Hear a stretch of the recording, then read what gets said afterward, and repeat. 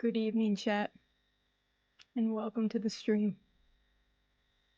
It is my pleasure tonight to spend the evening with you, listening to some of the spookiest stories that have ever graced the internet. Without further ado, welcome to Ted Shaper's Horror Nights.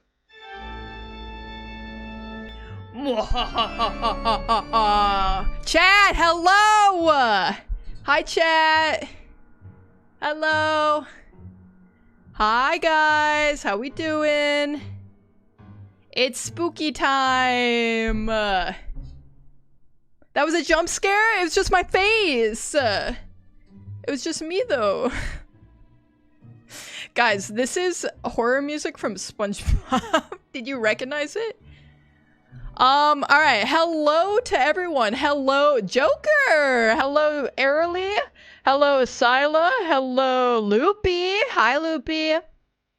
Hello, everyone. I wasn't expecting the eye contact right off bat. Did it make you scared? Hello, Kyrie. Hello, Hunter. Hello, Stitch Sleeping. Salt and Pepper. Gary Rhodes. The hash slinging. The bash binging. The mash minging. Alright, chat. Tonight, I'm super excited for this stream because we are gonna be, listening to creepypastas. Hello, Goobs. I don't think I said hi to you. Did I say hi to you, Milo? I don't know. I'm losing track of everyone. Nick! Hello, Nick! How are we doing? Okay, so I have some stories set aside, okay? We got some classics that we're gonna be listening to tonight. Some that I've never read, I've never heard before, okay? Including...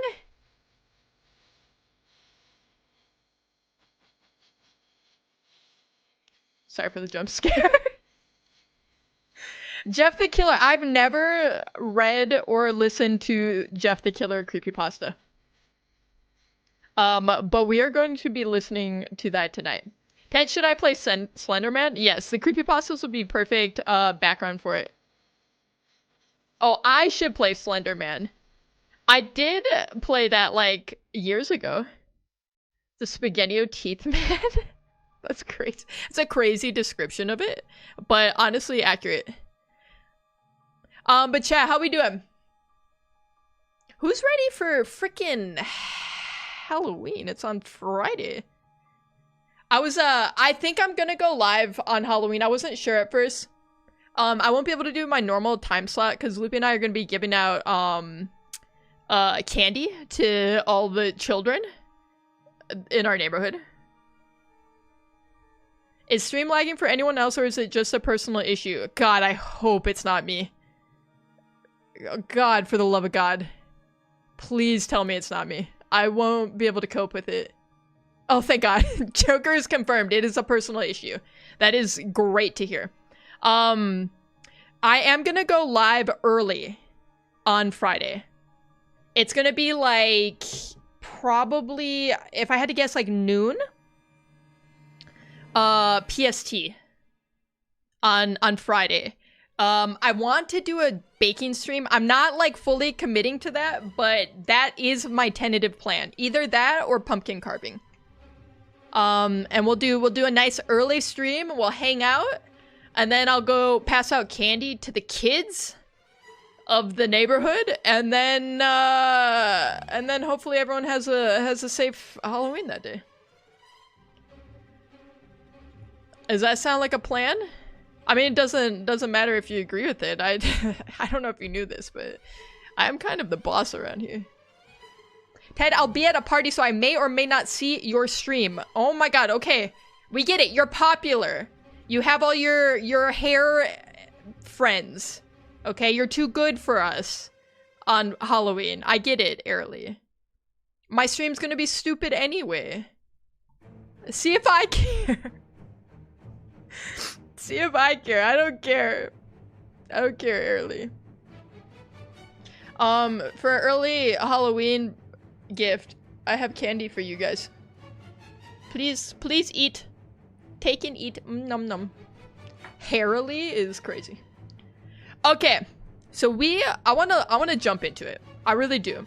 I've been excited to listen to some of these creepypastas. It has been hard for me to not listen to some of them because I was excited to listen to some. I had like my second monitor up at work and I was like, man, I could just pop one on.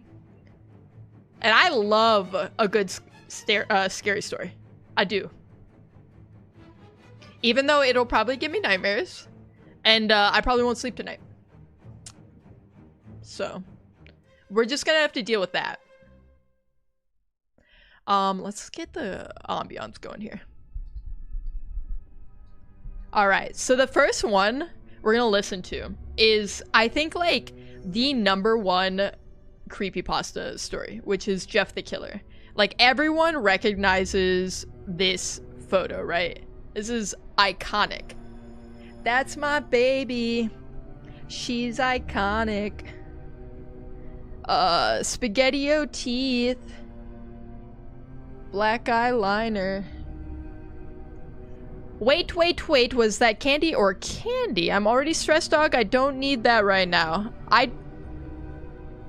It's candy. If you catch my drift. Stop showing it, please. It unsettled me. I'm telling my kids this is Gerard Way. It literally is, though. You may not like it, but this is the lead singer of My Chemical Romance. Okay, so this video is by, let me check, Mr. Creepypasta. Oh, now I'm about to be tripping this whole stream. I ate like 4 of them. 4 of what? Ulysses. Hi, I hate you. Oh. Okay. Right. Okay. I don't think Hairly was a slur also. I think we're safe on that front. Okay, let's rip it, right? Excerpt from local newspaper. Ominous unknown Let me know if I killer need to still at large.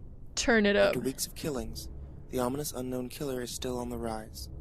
After little evidence has been found, a young boy states that he survived one of the killer's attacks and bravely tells his story. I had a bad dream and woke up in the middle of the night, says the boy. I saw that for some reason, the window was open. Even though I remember it being closed before I went to bed. I got up and shut it once more. Afterwards, I simply crawled under my covers and tried to go back to sleep. That's when I had a strange feeling. Like someone was watching me. The strange feeling wasn't the fact that your window was just open. Like, I would find that deeply concerning. We're chill about the window being open even though we're pretty sure that we left it closed. Number 15, Burger King foot lettuce voice. Number 15, I don't know what you guys are referring to. I'm out of touch, you know that. I looked up and nearly jumped out of my bed. There, in the little ray of light illuminating from my curtains, were a pair of 2 eyes. These weren't regular eyes, they were dark, ominous eyes. They were bordered in black. And just plain out terrified me. That's when I saw his mouth. A long, horrendous smile that made every hair on my body stand up. The figure stood there, watching me. Finally, afterwards he... Okay. So, am I weird to be like, this dude seemed more concerned by the fact of like what this thing looked like? I don't care what, if there's anything, any person, anything in my room in the middle of the night, it's not more scary because it looks like, of what it looks like to me. I'm freaking out no matter, it could be the most normal looking guy and I'm gonna be very freaked out by it.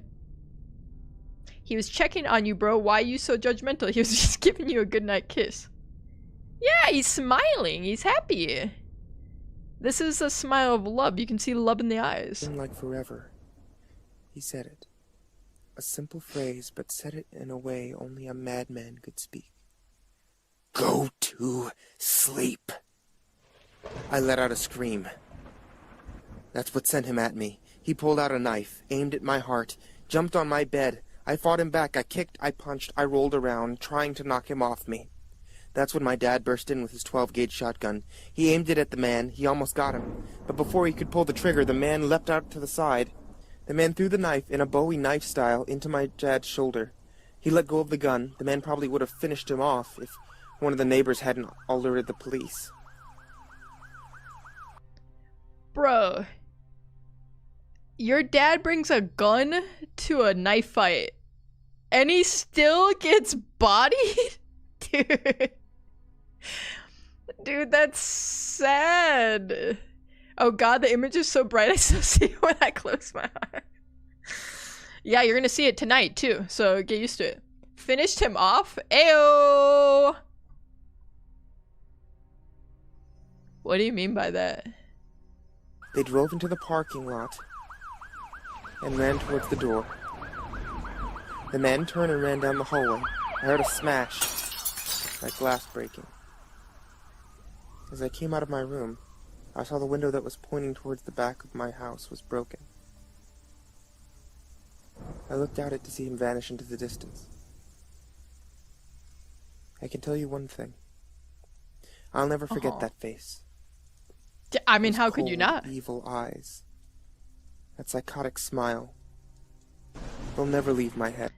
Joker will never forget the face either. It's ingrained in his actual retinas right now. So, insert what do you mean by that guy meme right here. Police still are on the lookout for this man. If you see anyone that fits the description in the story, please contact your local police department. Right. Jeff and his family had moved into the new neighborhood. His dad had gotten a promotion at work, and they thought it would be best to live in one of those fancy neighborhoods. Okay, hold up. Am I stupid? Is Jeff the kid from the beginning?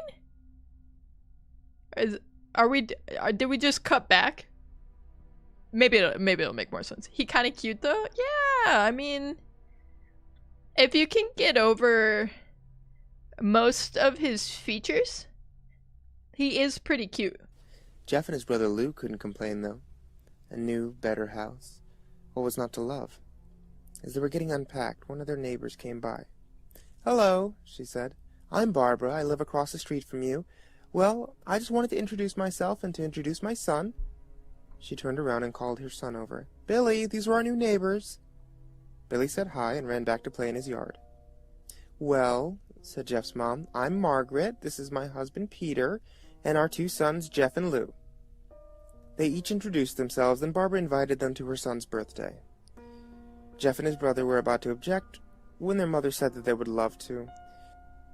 Jeff went up to his mom. "Mom, why did you invite us to some kid's party? They haven't noticed. I'm not some dumb kid." "Jeff," says his mom, "we just moved here.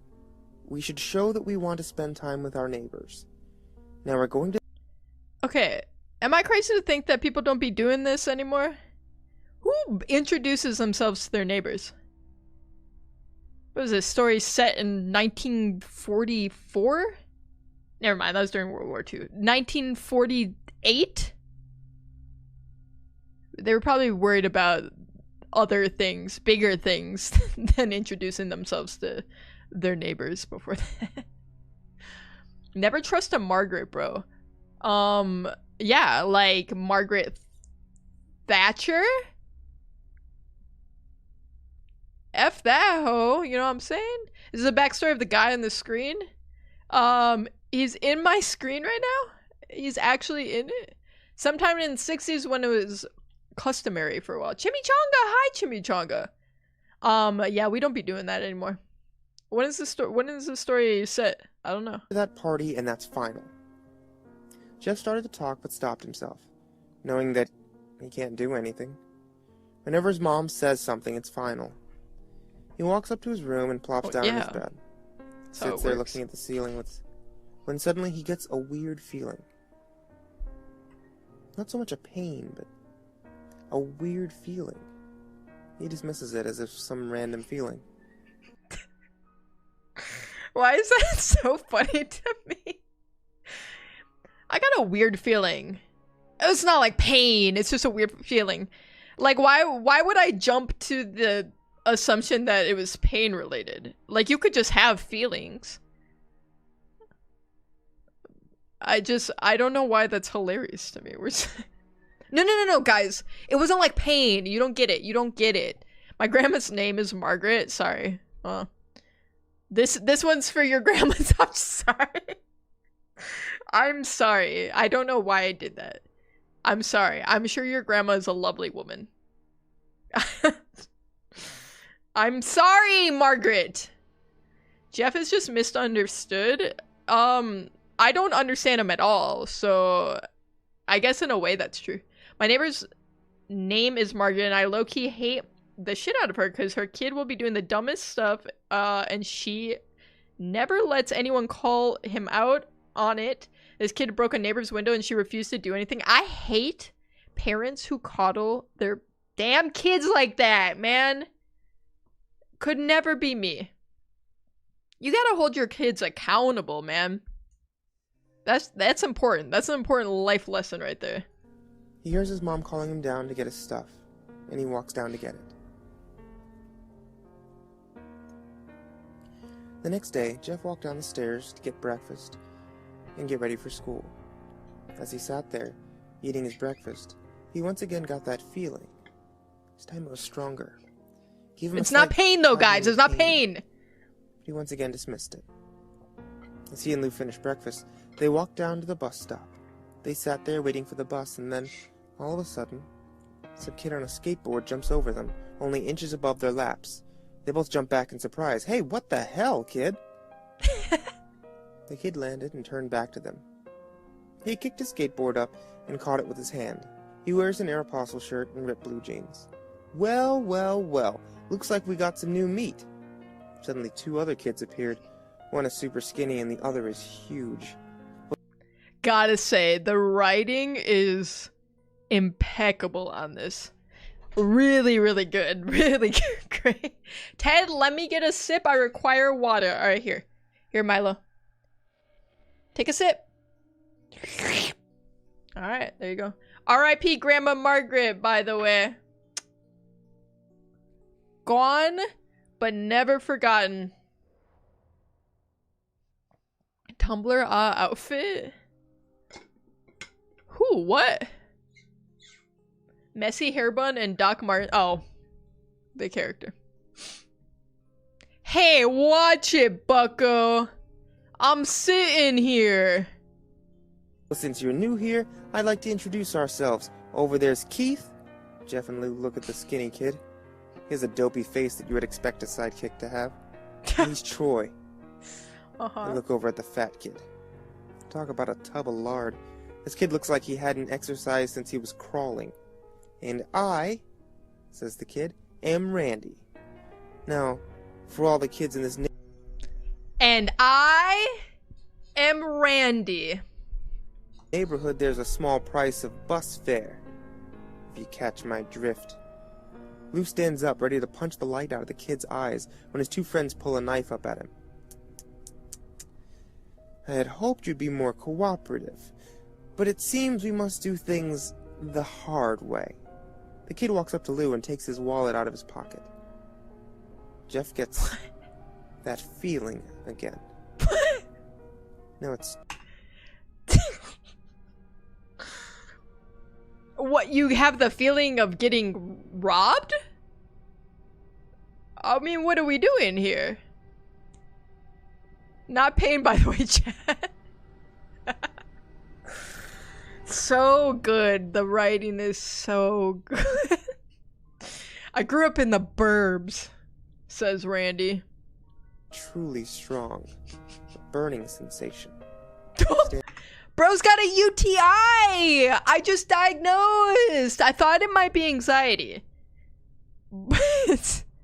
he, Buddy's just got a UTI. We can do this 2 ways, mister. Hands up, but Lou gestures him to sit down. Jeff ignores it and walks up to the kid. Listen here, you little punk. Give back my bro's wallet or else. Randy puts the wallet. Dude, this is killing me. Hey, listen here, bucko. Give me back my bro's wallet or else. You don't want to see me when I'm angry, mister. This creepypasta is 17 years old. Give them a break? Bro.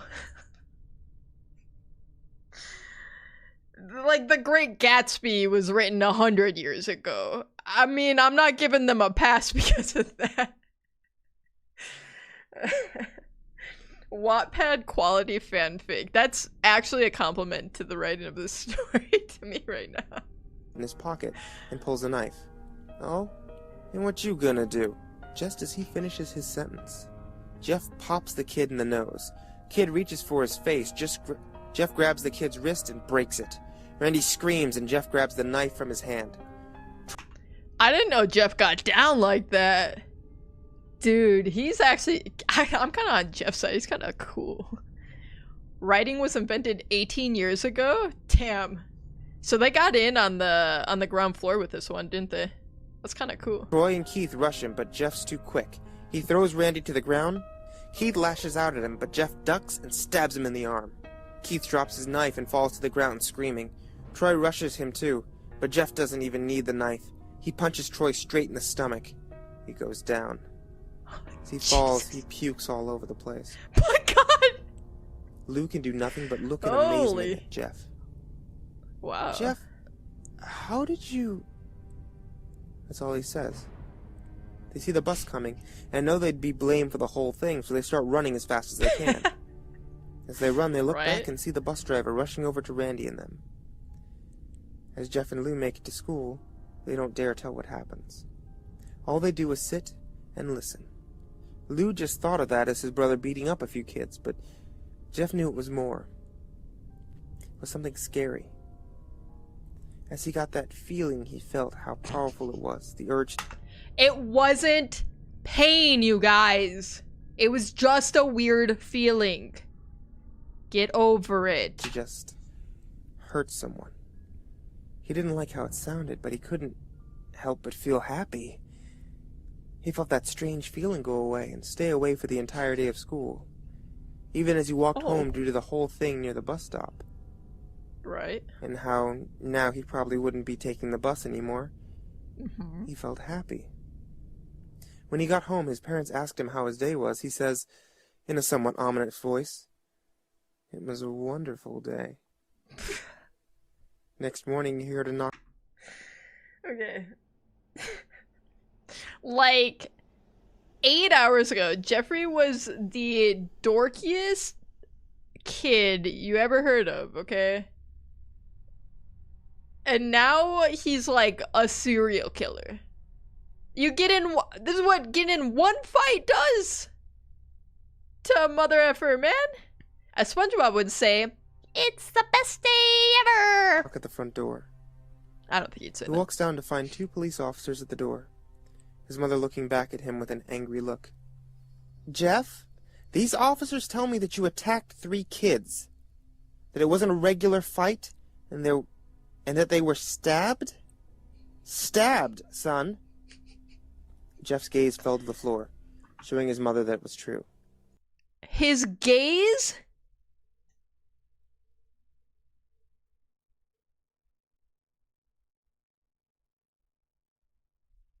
Also, I wouldn't use the word stabbed. I'd say more like shanked, but...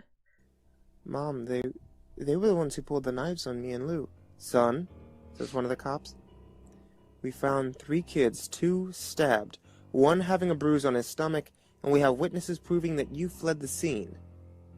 Now what does that tell us? Who snitched? I just want to talk. Who's the freaking narc? Who told on my boy Jeff?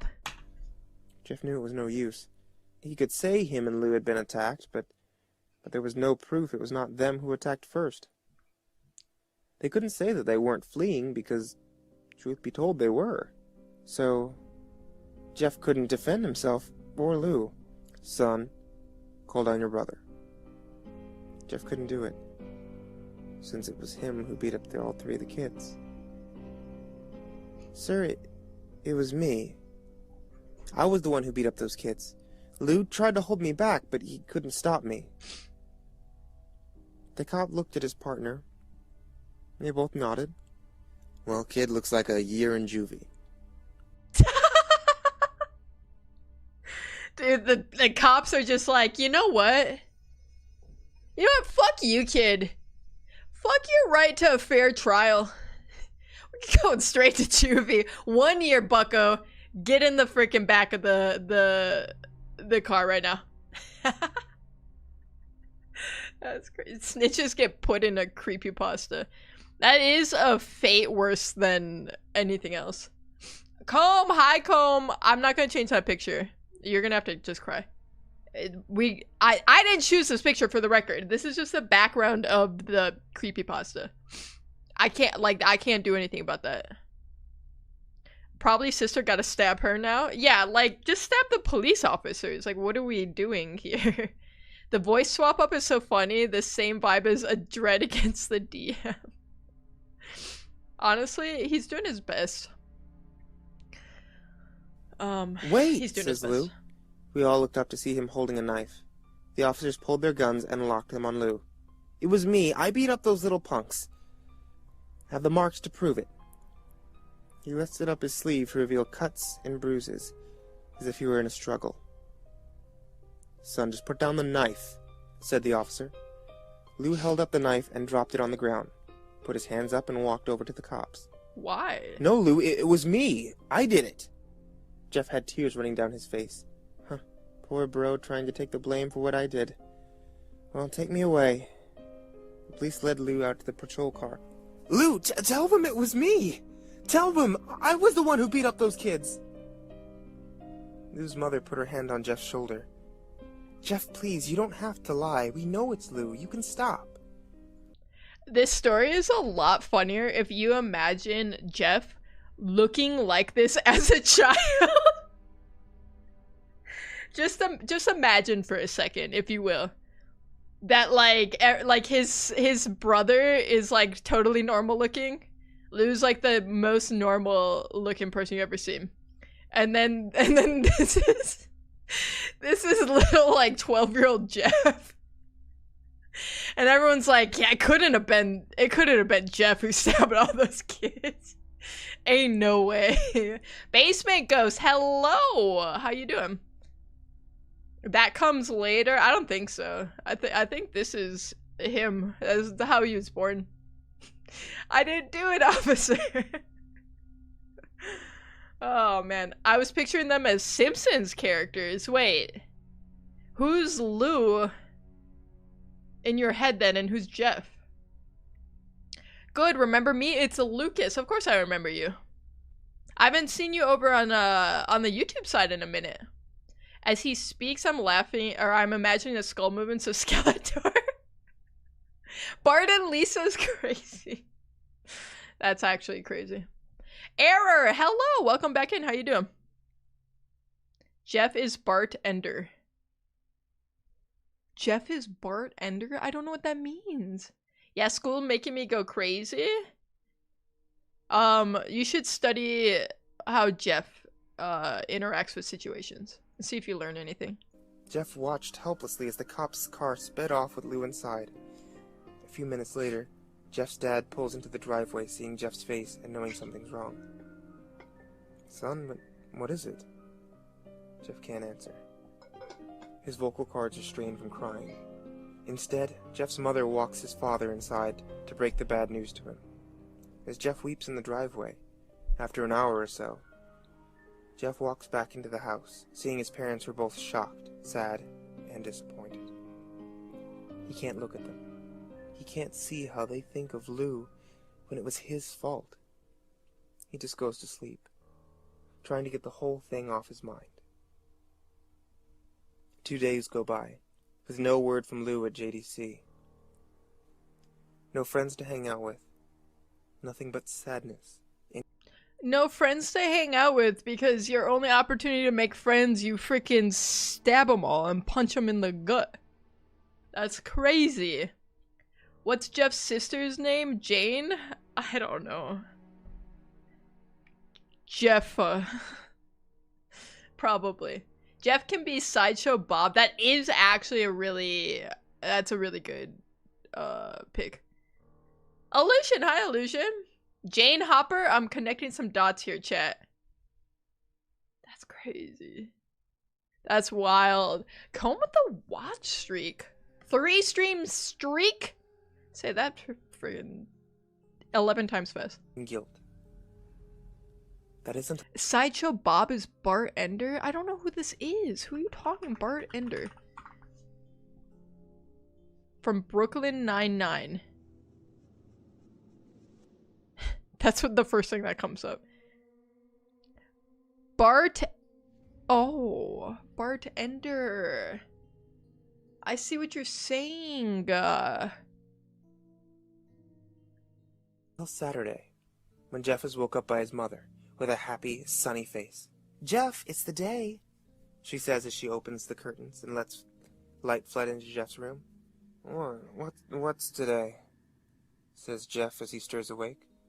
Why, it's Billy's party. Jeff is not fully awake. What? Her goddamn kid just went to juvie. Haven't heard from them. And she's like, yeah, the neighbor boy's birthday party. Let's go rage. Dude, that's crazy. The hit T-Pain song, Bart Ender. Just stopped by to say hi, got to go. See a basement ghost / Lucas. Like, oh wait, I'm gonna obliterate Ted, like nuclear fission type of obliteration for real? But look at me.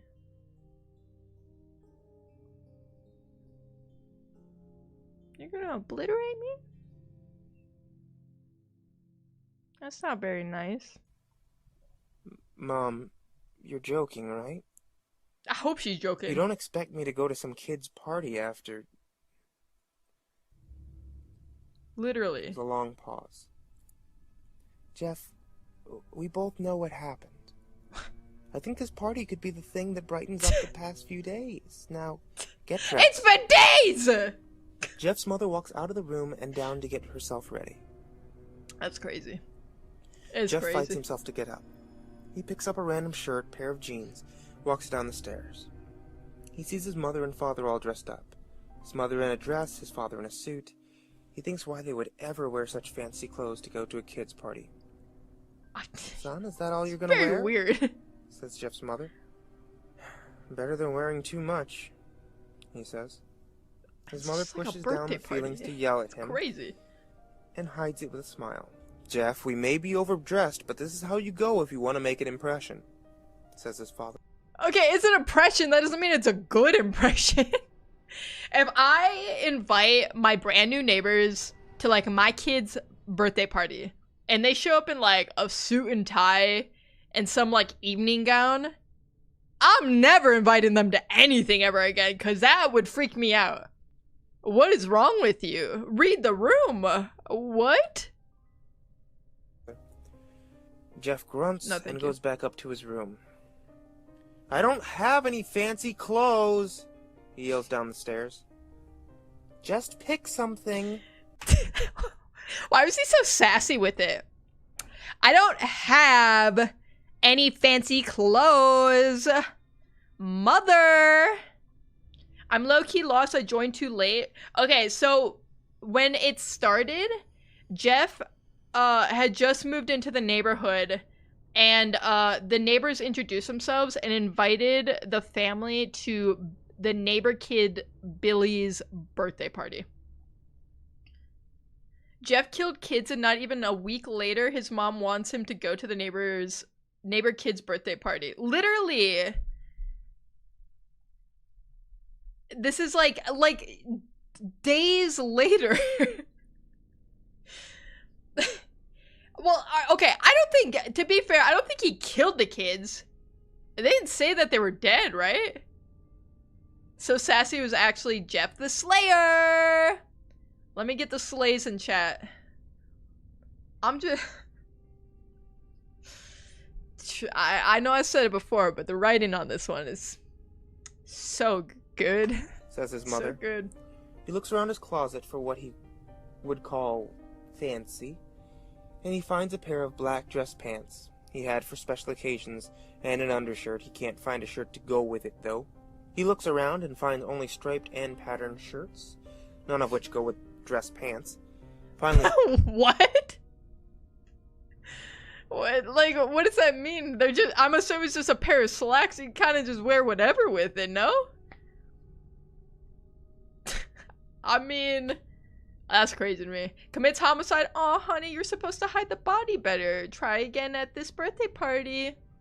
Watch them show up to a wedding in beach clothes, but it's in the middle of winter in Minnesota. Honestly, this family just doesn't understand a dress code. He finds a white hoodie.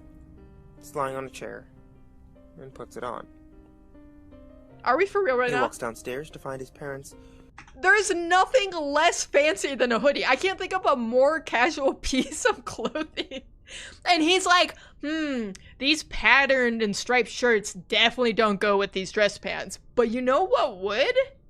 You want to go hard with these dress pants? My freaking white hoodie. On God. He's not like the other girls. He only wears band tees and Carhartt pants. I think this is before the Carhartt era. I'm just gonna take a guess on that one. Are all ready. You're wearing that? They both say. His mother looks at her watch. Oh, no time to change. Let's just go, she says as she herds Jeff and his father out the door. Like, they're gonna be... Sorry, but I have to stop to, like, digest every sentence of this story. They're hurrying because, what, they're gonna be late to go next door? Are we being for real right now? They cross the street over to Barbara and Billy's house. They knock on the door, and it appears Barbara, just like my parents, way overdressed. As they walk inside, all we see is adults. No kids.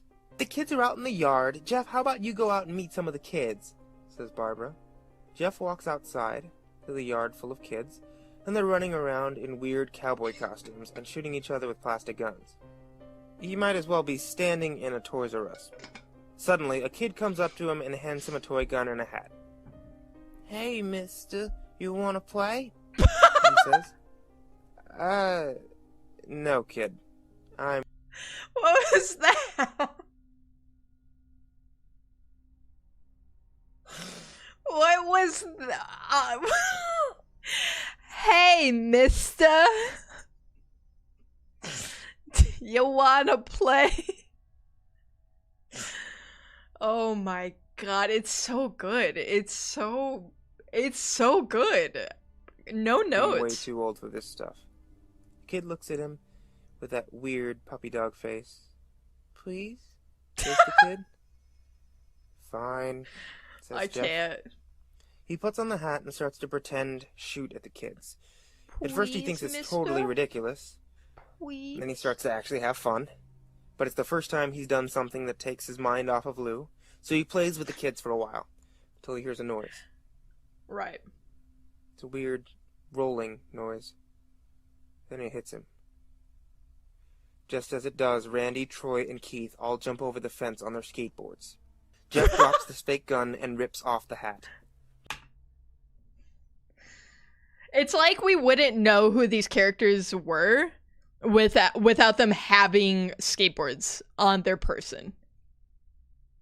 Like that is a really integral part. And they said, okay, the narration is saying they jumped over the fence with their skateboards. So now in my head, I'm thinking they just launched like a 6-foot ollie, all three of them, over this fence into this party. Which is a crazy notion. You see, me personally, I would have punched the kid in the face out of sheer PTSD of Manny from Diary of a Wimpy Kid. I hate that creature. Okay. You know, fair. What an entrance. And Randy's like, listen here, bucko. Count your days. Randy looks at Jeff with burning hatred. Hello? Jeff, is it? We have some unfinished business. Jeff sees the bruised nose on his face. I think we're even. Oh, Lord. I beat the shit out of you and you got my brother sent to JDC. Why, oh no, I don't go for even. I go for winning. You may have kicked our asses that one day, but not today. As he said that, Randy rushes Jeff. They both fall to the ground. Randy punches Jeff in the nose, and Jeff grabs him by the ears and headbutts him. Jeff pushes Randy off of him, and both rise to their feet. Kids were screaming. Okay, kind of a bold move to get 1v3'd and then just, like, go back for seconds. Right? Like you already lost your 1v3. Like, this is crazy. Where are the parents? Yeah, the parents are inside. So it's all the kids in the backyard, all the kids dressed up in formal wear for some reason in the kitchen getting drunk, presumably. Screaming parents were running out of the house. Troy and Keith both pull guns out of their pockets. No one interrupts or guts will fly, they say. Randy pulls a knife on Jeff and stabs him in the shoulder. Jeff screams and falls on his knees. Okay. Randy starts kicking him in the face. After 3 kicks, though, Jeff grabs his foot and twists it, causing Randy to fall to the ground. Jeff stands up, walks towards the back door. Troy grabs him, though. Need some help? He picks Jeff up by the back of his collar and throws him through the patio door. Oh As my Jeff God. tries to stand, he is kicked down to the ground. Okay. Now for real, where are the parents? Because what do you mean? I'm throwing a child into the patio door and the parents just don't notice this? Especially considering the fact that all the kids playing in the backyard are apparently young, because they're talking in, like, baby talk. Will you please play with me, mister? Will you please take this gun and try to shoot me? Uh-oh, I see a year of juvie coming to someone. Maybe even 2. I don't know. We'll see what a policeman has to say about it. And accomplices to crimes that happened days ago. Baby with a gun vibe. Randy repeatedly starts kicking Jeff until he starts to cough up blood. Come on, Jeff, fight me! He picks Jeff up and throws him into the kitchen. Randy sees a bottle of vodka on the counter and smashes the glass over Jeff's head. Fight! He throws Jeff back into the living room. Come on, Jeff! Look at me! Jeff glances up, his face riddled with blood. I was the one who got your brother sent to JDC, and now you're just gonna sit there and let him rot in there for a whole year? You should be ashamed. Has this kid's accent changed throughout this story? Am I crazy? He's like from the Bronx now. Like, I'm losing sight of what's happening perhaps a little. Yes, they're literally inside. The parents haven't noticed, apparently, that their weapons have been brandished. Bottles have been smashed upon children's heads. I don't know. Can I also point out WTF is going on in this hood? I don't know. I have no idea. Texan, New York, what's next? I don't know. Generic nerd accent. Yui! Hi, Yui! Boys will be boys is crazy.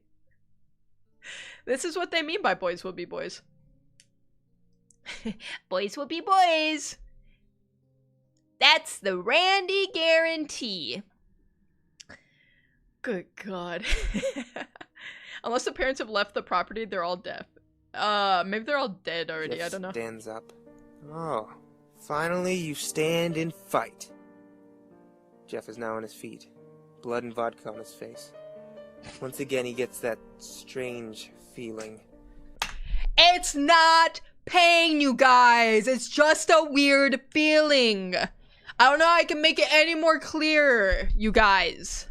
God. The one in which he hasn't felt for a while.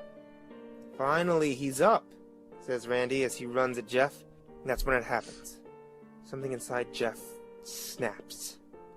His psyche is destroyed. All rational thinking is gone. All he can do is kill.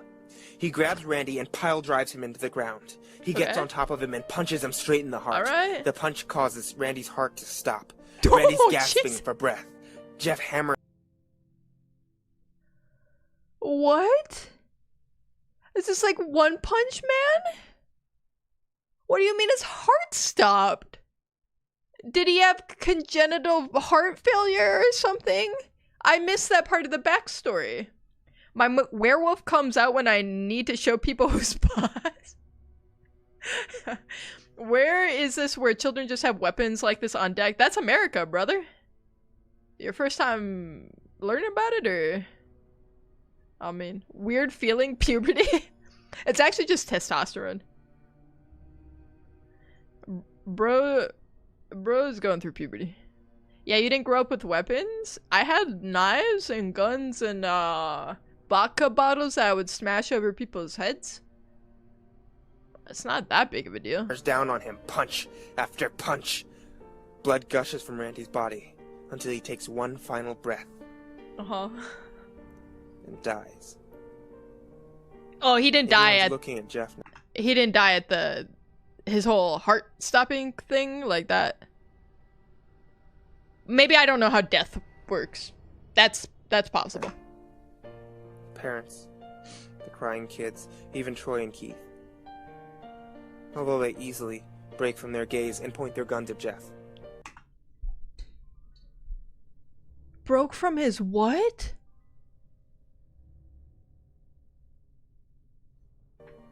Jeff sees the guns trained on him and runs for the stage. Jesus He runs, Christ! Troy and Keith let out. Dude, that jump scared me so bad. That was so loud, I wasn't expecting that. Oh my god. Dude, that was the only thing that scared me in this story so far. I grew up with weapons. I personally have a M1A2C Abram tank in my closet.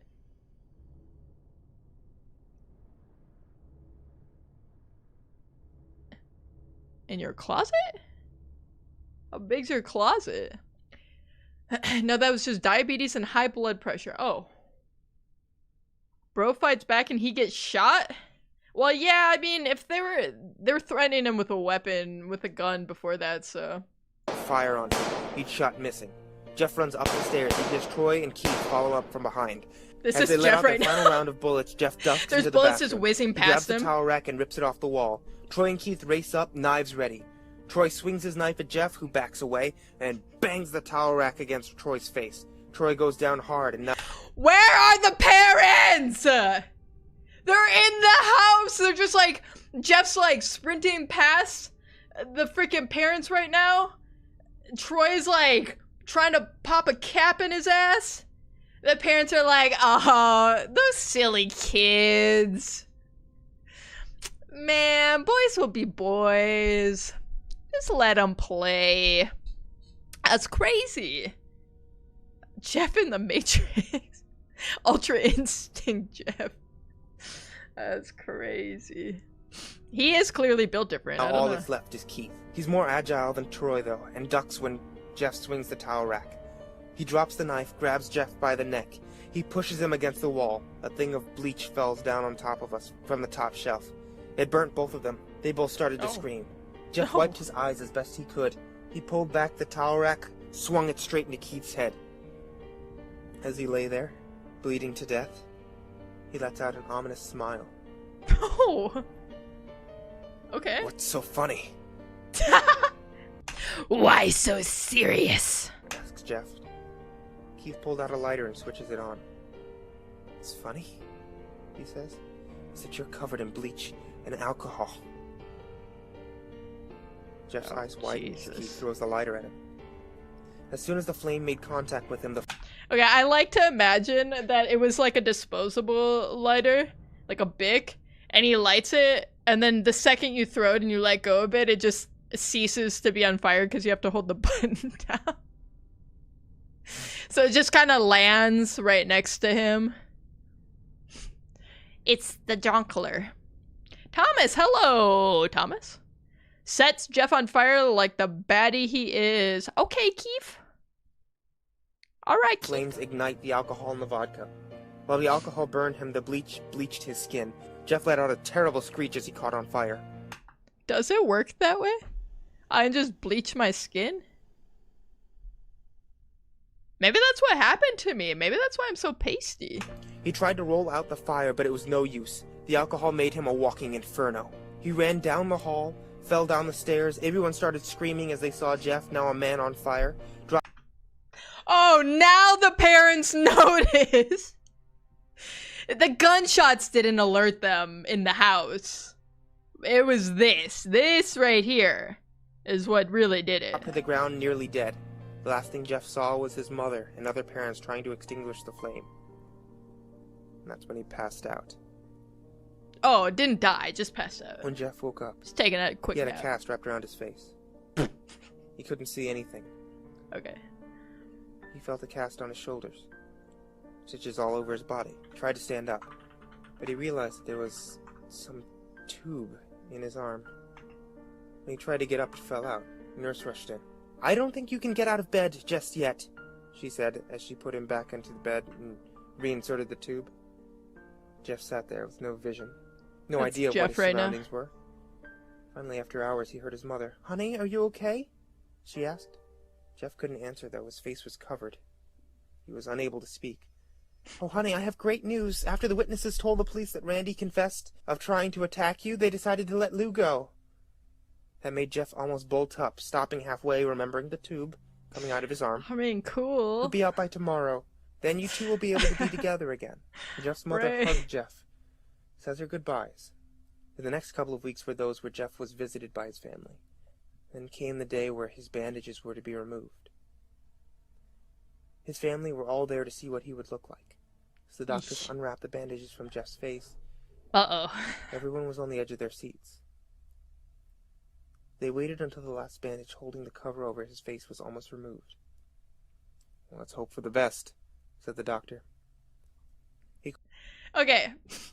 So, I'm not a doctor, but I'm pretty sure you couldn't just put a cast on severe, like, chemical and fire burns for, like, weeks and like, never dress those wounds and, like, replace the bandages. The doctor acting like this is a grand reveal, like he's just, I don't know, they slathered him up in some like steroid cream, slapped a freaking cast on, and they're like, "You know what? It'll be fine. We'll check it in a few months. No biggie." Yeah. That's how we treat burns. Quickly pulled the cloth, letting the rest fall from Jeff's face. Jeff's mother screamed at the sight of his face.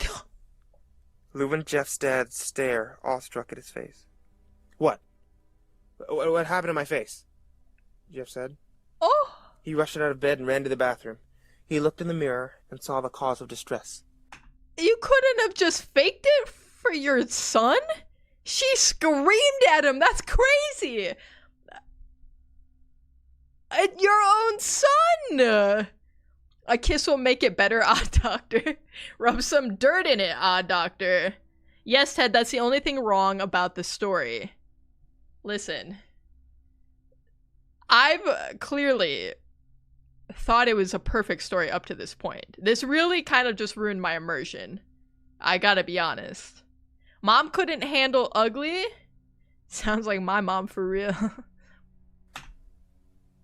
His face. It's horrible. His lips were burnt to a deep shade of red. Oh my His god. face was turned into a pure white color. His That's hair probably fine. singed from brown to black. He slowly put his hands to his face. I didn't know it works It like had a that sort with of hair. leathery feel to it now. Ugh. He looked back at his family, Okay. then back at the mirror. Jeff, said Lou, it's not so bad. Not bad, said This better not be his mom trying to like backtrack after letting out an actual scream. She screamed when she saw him, and she's like, "No, honey. It's not that bad." Are we behind on stream like a delay? I don't know. YouTube looks like it's current. Let me look at the stream preview. I don't know how far back we are. It's pretty, no, it's like a couple seconds. It's gonna be a you thing. For once, it's not me. Can you believe it? That's incredible. It's not my internet. All internet problems have been on you guys tonight. That's wonderful, huh? Look on the bright side. Ah, Mom. I wish Randy was here, because Randy would have something really cool to say. Really, really cool to say. I guess you really can judge a book by its cover, bucko. Jeff,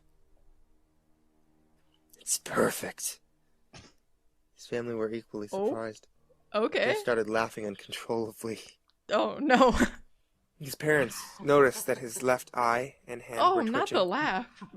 We don't have to Jeff, do that! Are you okay? Okay. I've never felt more happy. Look at me. His face goes perfectly with me. He couldn't stop laughing. He stroked his face, feeling it, looking at it in the mirror. What caused this? Okay. He may recall that when Jeff was fighting Randy, something in his mind, some sanity snapped. Now he was left as a crazy killing machine. That is, his parents didn't know. Doctor, said Jeff's mom, is my son all right, in the head?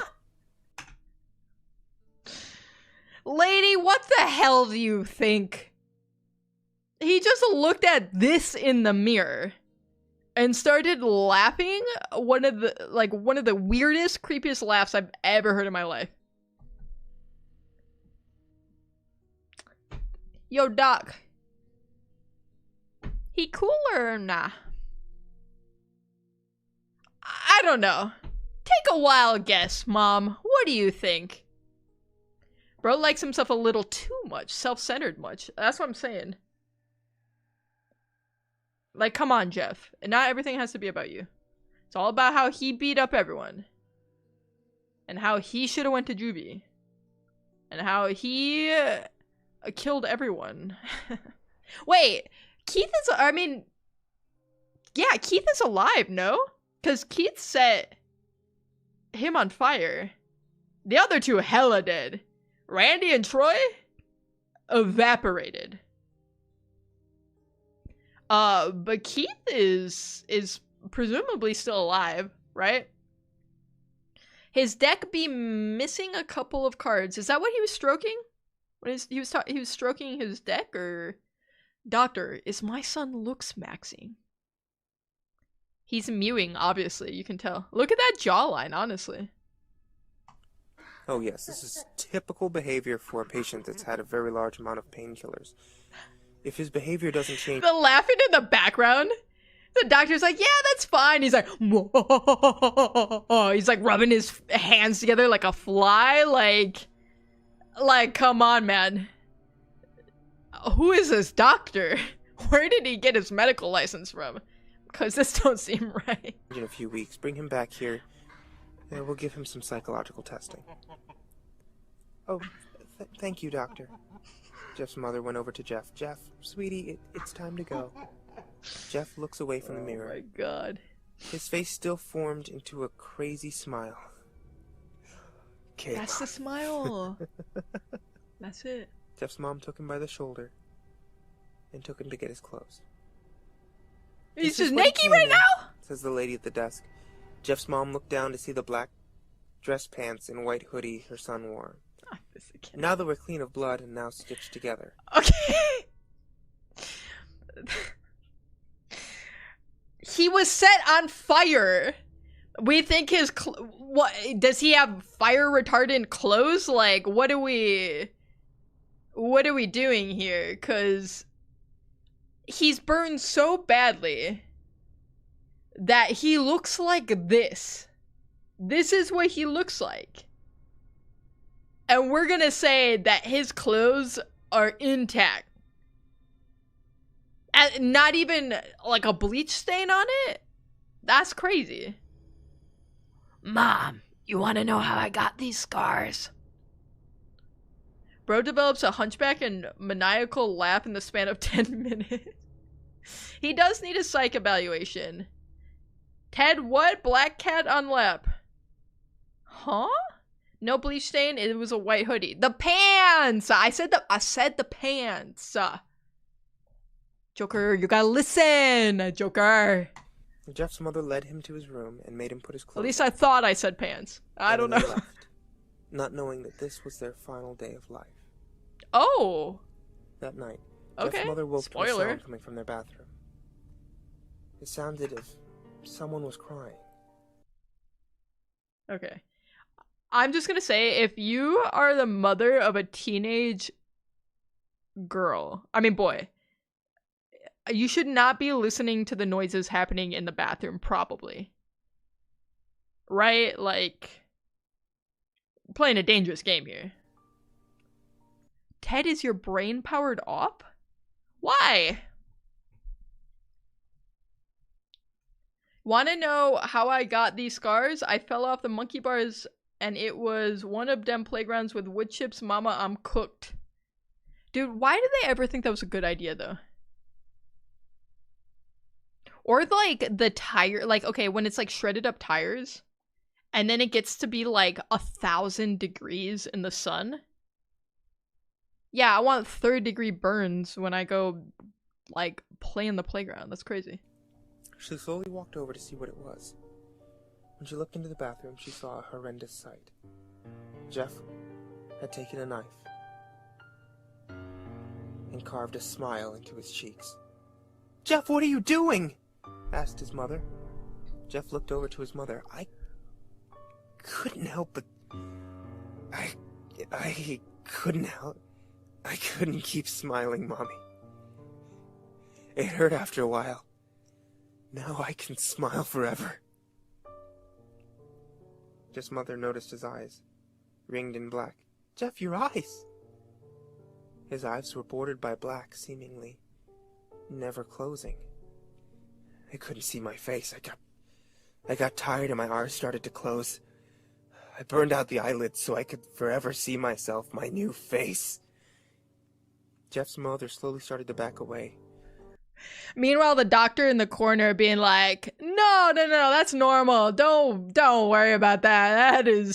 That's all part of the healing process. Don't you sweat it, Mom. Seeing that her son was going insane. "What's wrong, Mommy? Aren't I beautiful?" Yes, son," she said. Yes, you dear. are. "Let me go get Daddy so he can see your face." She ran into the Dad comes out with the shotgun. Good lord. room and shook Jeff's dad awake from his sleep. Honey, get the gun. She stopped as she saw Jeff.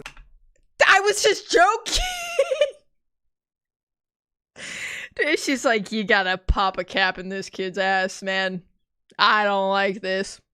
Just don't like his vibe. Gotta take care of in the him. doorway holding the knife. Crazy. "Mommy, you lied." The last thing they heard is Jeff rushed them with the knife, gutting both of them. Oh.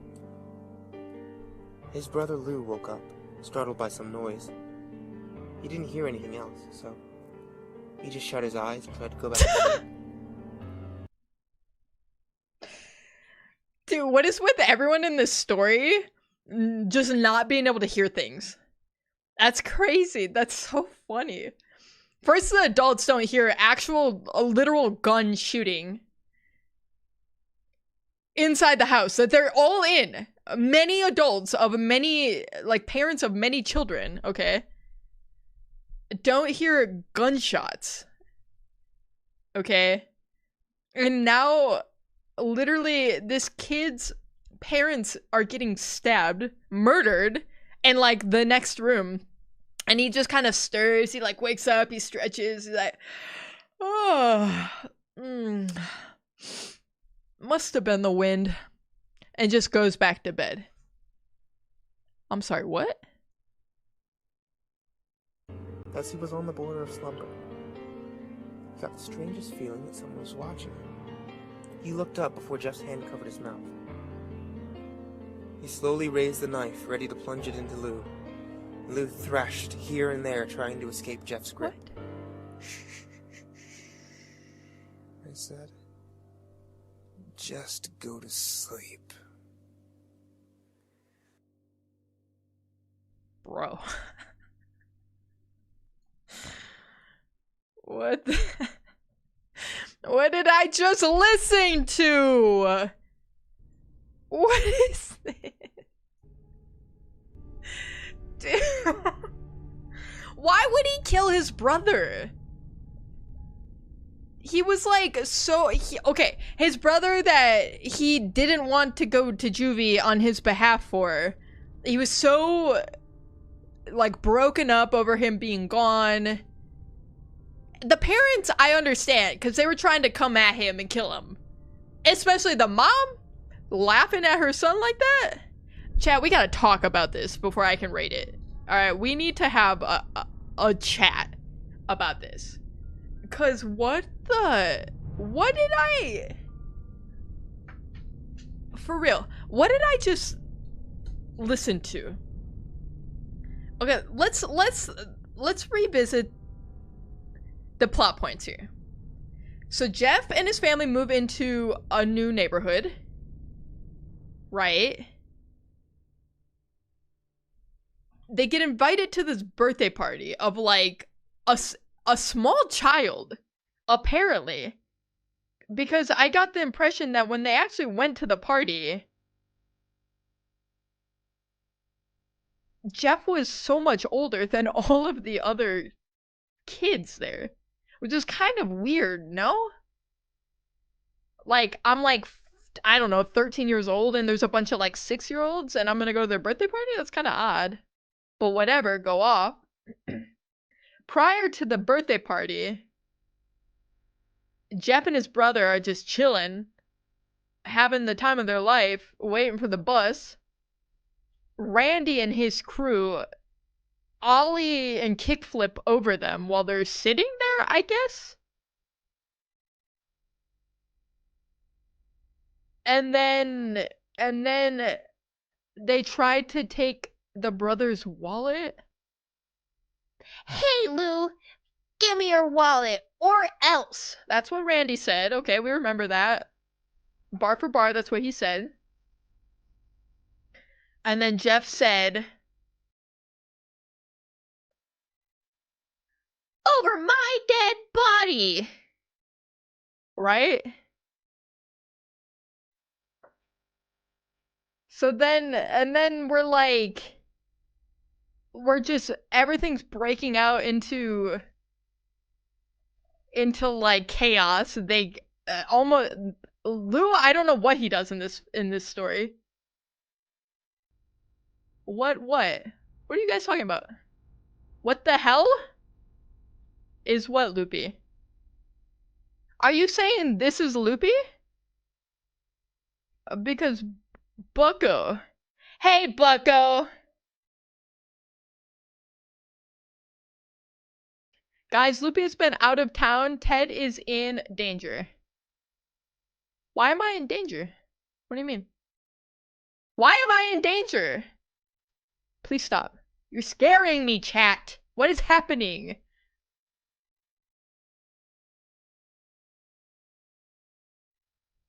So Jeff, oh, we forgot. Jeff gets this weird feeling. That's not pain. It's not pain. It's just a weird feeling. It's a perfectly normal, weird feeling that Jeff experiences multiple times. And that weird feeling happens when he proceeds to demolish Randy, Troy, and Keith in a major way. It's not Pain Joker, I'm telling you. Paul movie lore? I don't think that's applicable here. I don't know.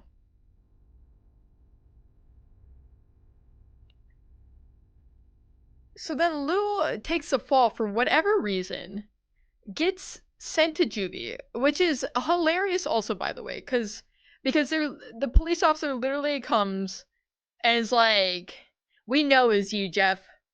We know. We have witnesses, Jeff. If that even is your real name. We're sending you to juvie. And then Lou comes in and is like, nah, it was me, actually. And they're like, yeah, you're right, it was you. Get in the back of the freaking police car. We're sending you to juvie. 1 year in juvie. And then 2 days later, the mom is like so excited to have a rager at the neighbor's house for Billy's birthday. Which apparently Randy, Troy, and Keith know about. They proceed to, I guess, ollie over the fence. I don't know. They ollie over the fence. And then they jump Jeff. One of them has a gun. They literally have a gun. I don't know where they get a gun from. And then they shoot him. Parents never realize. They never notice. Paul? Who's Paul? Was that a shadow? What are you talking about? There's shadows from all the candles back here. Is that what you're talking about? The alien emoji makes me think of, what was it? Alien lover Sophia? You gotta do a knife with it, though.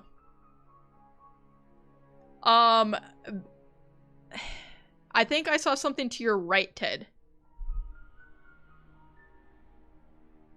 A Lily was in here at some point.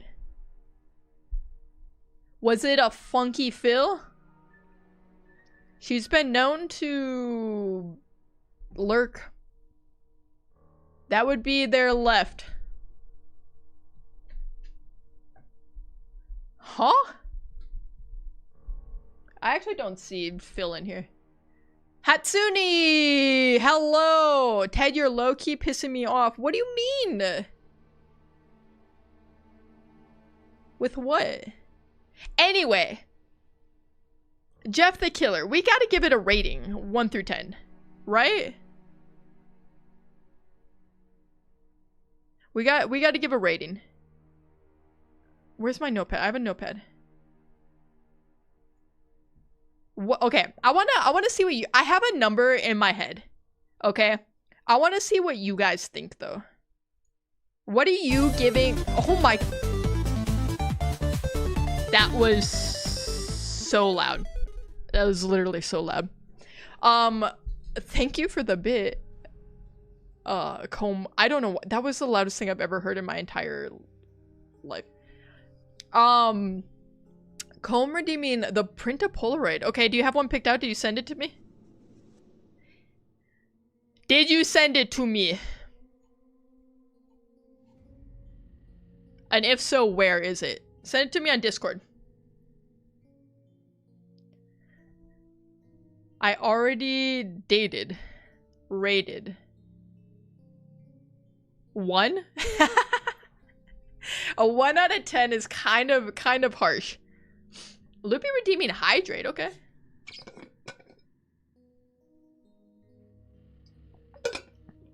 Comb! I just asked you what you wanted!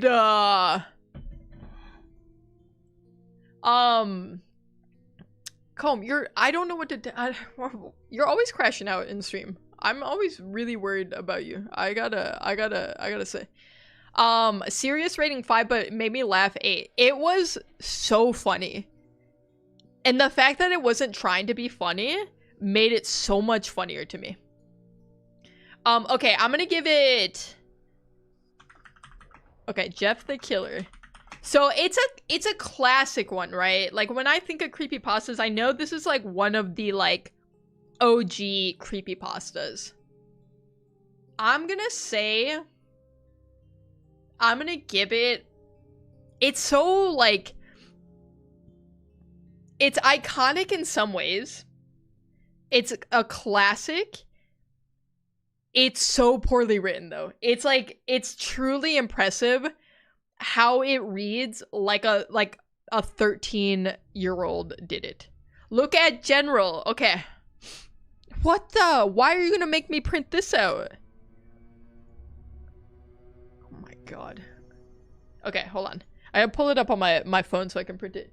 Alright, so Comb redeemed over on twitch.tv/Ted Shapers the print a Polaroid channel point redemption, which means you get to pick any picture, send it to me, and I will print it on this nifty little thing.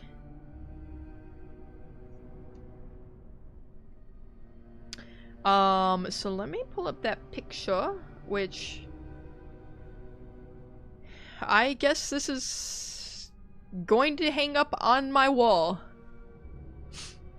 While we're waiting for this to load up, I want to, okay, so because of, I'm like giving it props because of its historical value as a creepypasta, right?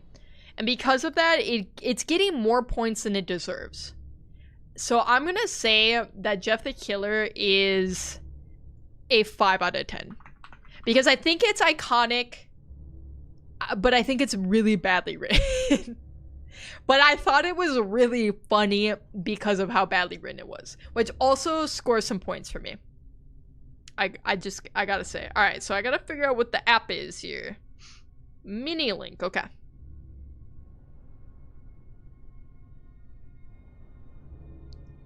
Six plus messages missed, by the way. That's why I'm crashing out. I don't think I missed that many.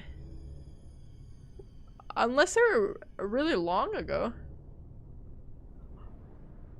I don't know. I'm sorry. Sonic.exe next. Wait, I actually have that one saved. Because I saved a handful that I wanted to go through. And that is one of them. We have the Sonic emotes in chat. So you'll have to spam them. Ted, I thought I were lagging because you answered messages so slowly. Okay, but to be fair, it's because we're listening to the story. So I tried to respond to messages in chunks. Is that not fair? Okay. It's gonna cut off the fish shoes a little bit, which is not gonna make much sense until you guys are able to see the whole thing here. Okay, I think that's good. I cropped it the best I can. Alright, we're waiting for it to print. It's printing time. Where's my yap? There we go. Ah. Ted has read all of Comb messages. It is possible, but maybe not. I do miss messages. I'm human and I read slow. God forbid. Should have printed a picture of Jeff's face. I actually would be genuinely terrified to have that in my house. Do you still have Man-O-Noodle image on your door? I sure do. The room's a little dark right now, so you can't quite see it. But it is the 1, 2, 3. It's the third one from the right. I wanted to print this since last week, but I couldn't cause dumb-ass CD. A dumbass compact disc? Alright, we can start to see it a little bit. Man, why you guys make me print the dumbest shit? What is this? What is this, man?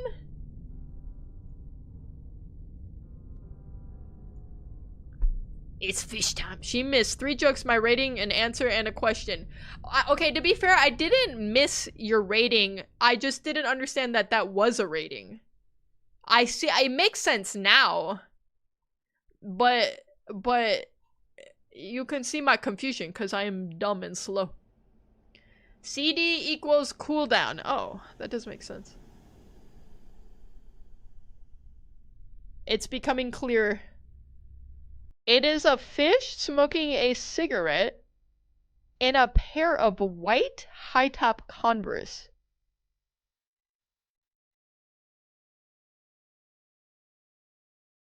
I guess.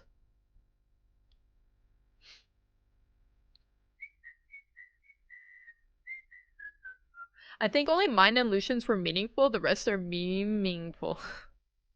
That's true. We have, okay, from left to right, we have me posing with Roblox face cake from my birthday stream. We have next to that, Aleutian's mother. Next to that is Aleutian's head, and then on top of my torso. Next to that is man on all fours with noodles streaming from his mouth.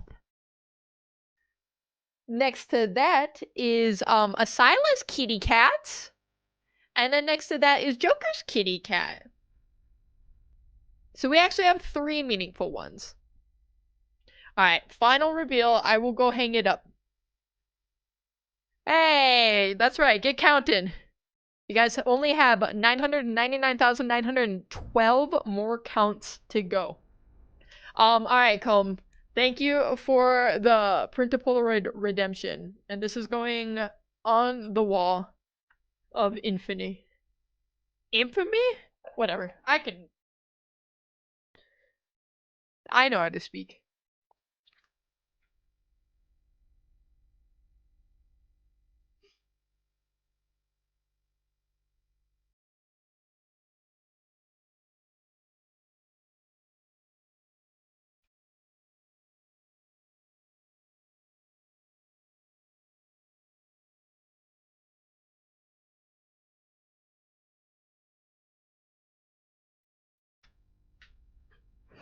Okay, fish on wall. Imagine a streamer listening to a story, reacting, reading chat, rating, and sharing their views, missing chat a little. Couldn't be me, personally. So, I don't know. Other streamers, maybe. Alright. So, alright, I'm gonna let you guys vote on which one we do next, okay? Because I got a couple. Alright. And by a couple, I mean many. So, we have... I'll give you a choice of 3, okay? Because these are all 3 that I want to get through tonight.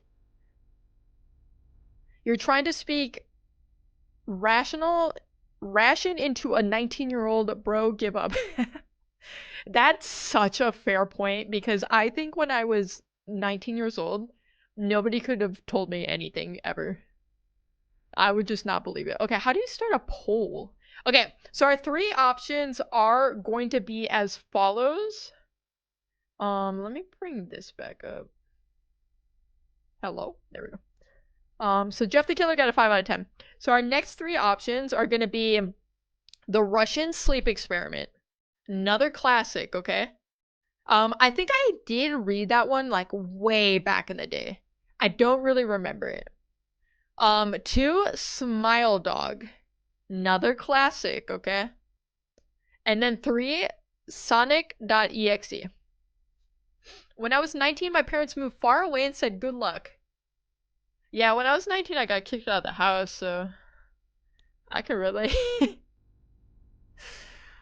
It's rough out there sometimes. It's tough out there.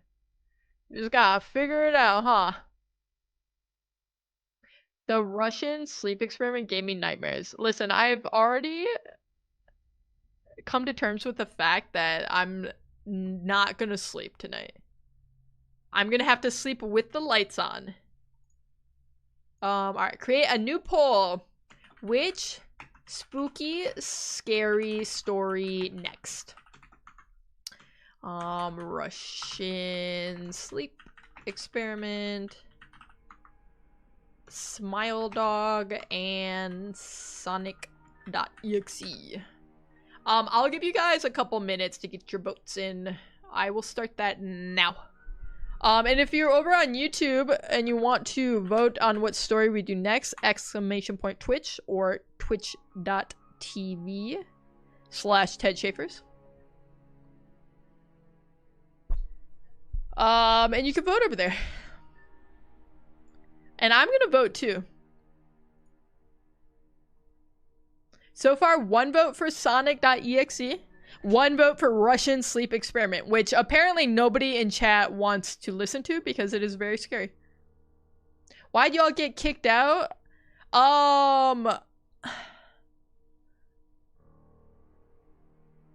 It's a long story.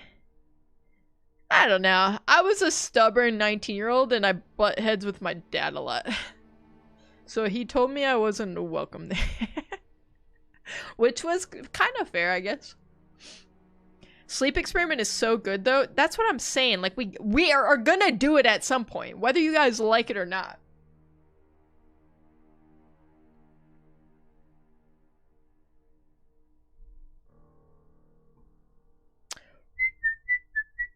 Aren't you in middle school, Milo?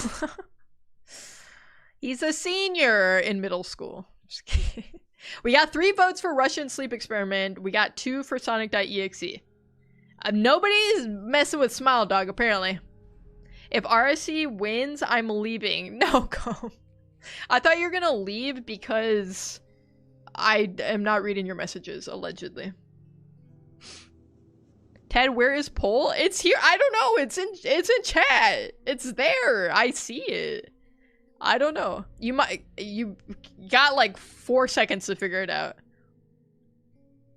I don't know. I can't help. Uh-oh. Uh-oh. Ooh, Comb is leaving, unfortunately. Our winner for our next creepypasta is Russian sleep experiment. Y'all wanna deadass have nightmares. Listen, it's the Ted Schaefer Horror Nights. That's what we're here for. And especially, I feel like I need a palate cleanser after Jeff the Killer because it was so not scary. It wasn't even close to scary. It was just funny the whole time. I have a severe case of dead ass. If you or a loved one has been diagnosed with a case of severe or mild dead ass, you may be entitled to compensation.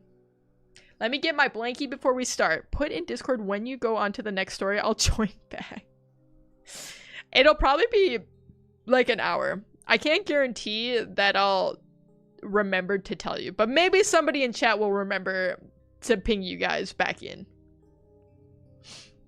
It's not that bad. I have some actual horrific creepypastas saved.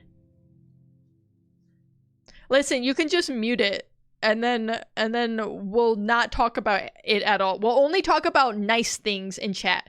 Okay, listen. We'll type in code and it'll be a safe place for you guys, okay? Instead of creepy people, it'll just be kittens. Now I don't want nightmares literally scarred me as a child. Well, you're not a child anymore, Airly, so it should be good. We should be chilling. All right, hold on. Let me pull it up. I'm excited for this one because, like I said, I think I read this like 12 years ago. I don't know how old it is, but I remember reading it like a long time ago. Ted, you're gonna have to throw on some SpongeBob before the stream ends so we don't get nightmares. We'll have a palate cleanser at the end. How about that? I can commit to that. Alright, let's pull up this story. Some of these have music, some of them don't. Let's see if this one does. Is it really only 15 minutes? Okay. Hello? Make that full screen?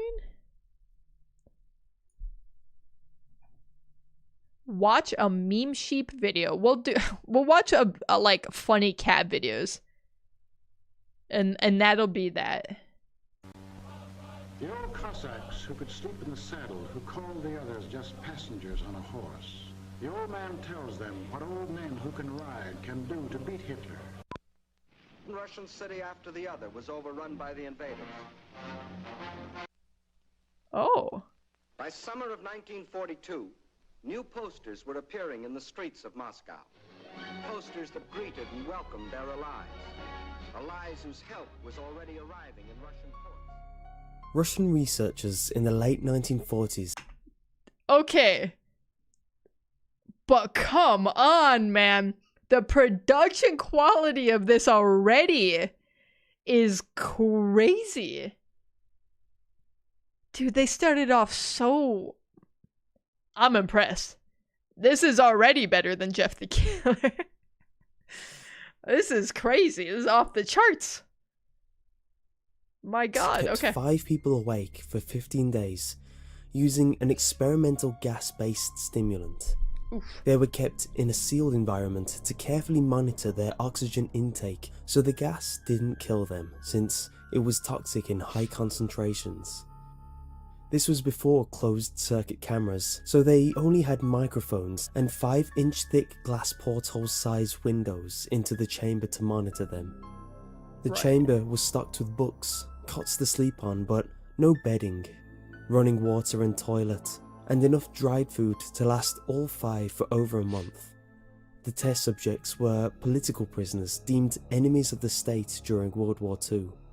Everything was fine for the first 5 days. The subjects hardly complained, having been promised, falsely, that they would be freed if they submitted to the test and did not sleep for 30 days. Their conversations and activities were monitored, and it was noted that they continued to talk about increasingly traumatic incidents in their past. And Okay. They have to stay awake for 30 days? What is the longest any of you have stayed awake for? Because I don't think I've stayed awake more than like 48 hours. It might have not even been 40. It was like around 2 days. Because that's crazy. 5 days? That's insane. Why? Why would you be awake for 5 days? How could you be awake for 5 days? Yeah, about 48 hours for me. Yeah, this was back in my youth. I could never do that now. I could pull an all-nighter just fine. I've done that a lot of times in my life. But like, the second night was not right. Joker hasn't slept in October yet. Joker, do you happen to be in a holding cell with 5-inch thick glass? Can you confirm or deny? We're in the Paraguay sleep experiments now. Typing in chat for the algorithm. Thank you, Joker, for typing in the chat for the algorithm. It's just a shuriken Twitch. It's not a symbol of hate, we swear. Okay. I was in Boy Scouts and we were on a canoeing trip, and they just let you stay up 5 days? What is it, like boot camp in the Marine Corps or something? My god.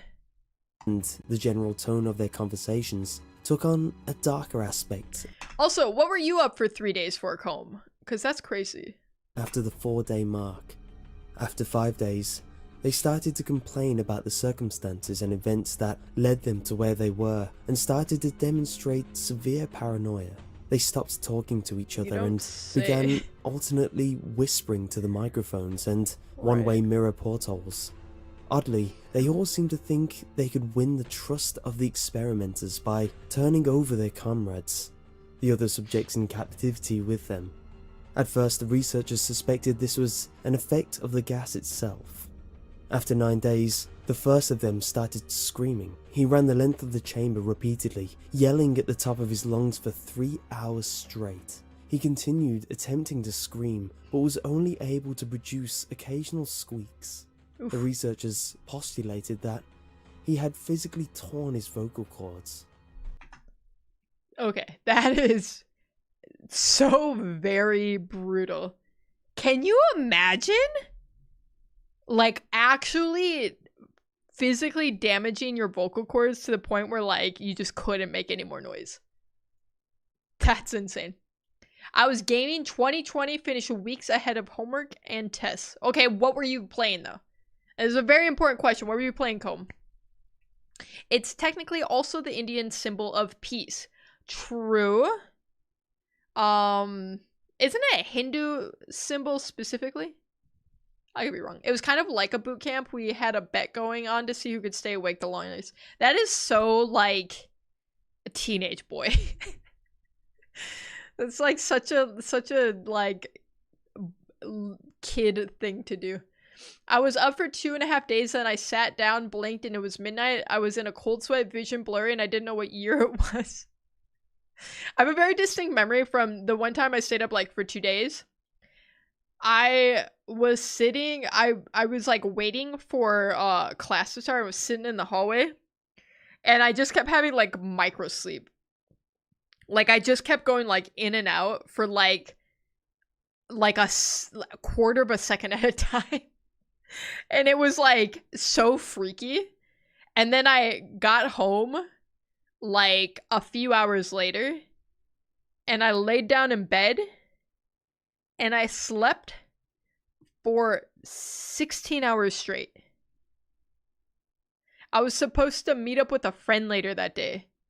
I had like 8 missed calls and I did not stir. I literally did not wake up one single time in that sleep. The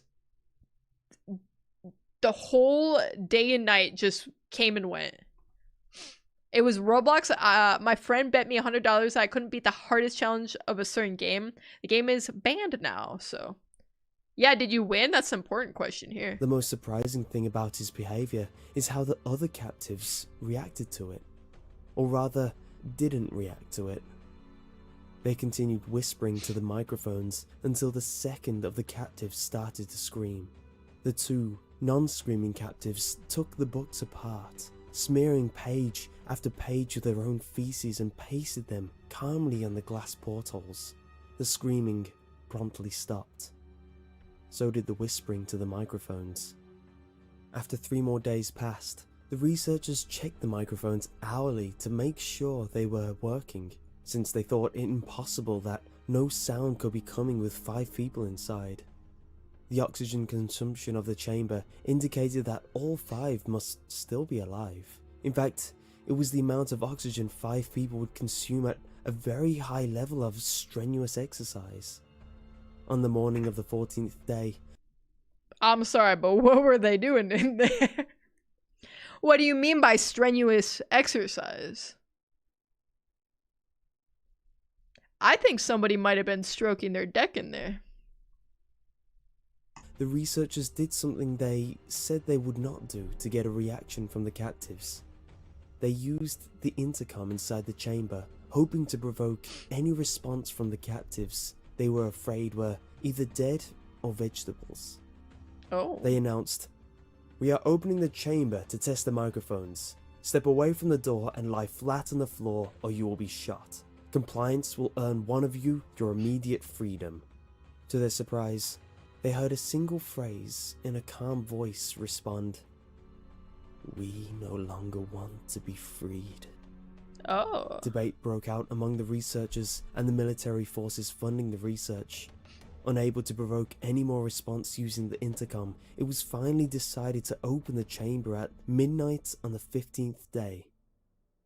The chamber was flushed of the stimulant gas and filled with fresh air, and immediately voices from the microphones began to object. 3 different voices began begging, as if pleading for the life of loved ones to turn the gas back on. The chamber was opened and soldiers sent in to retrieve the test subjects. They began to scream louder than ever, and so did the soldiers when they saw what was inside. I mean, in all fairness, enough sleep deprivation, you're gonna just start feeling like you're Jesus or something, right?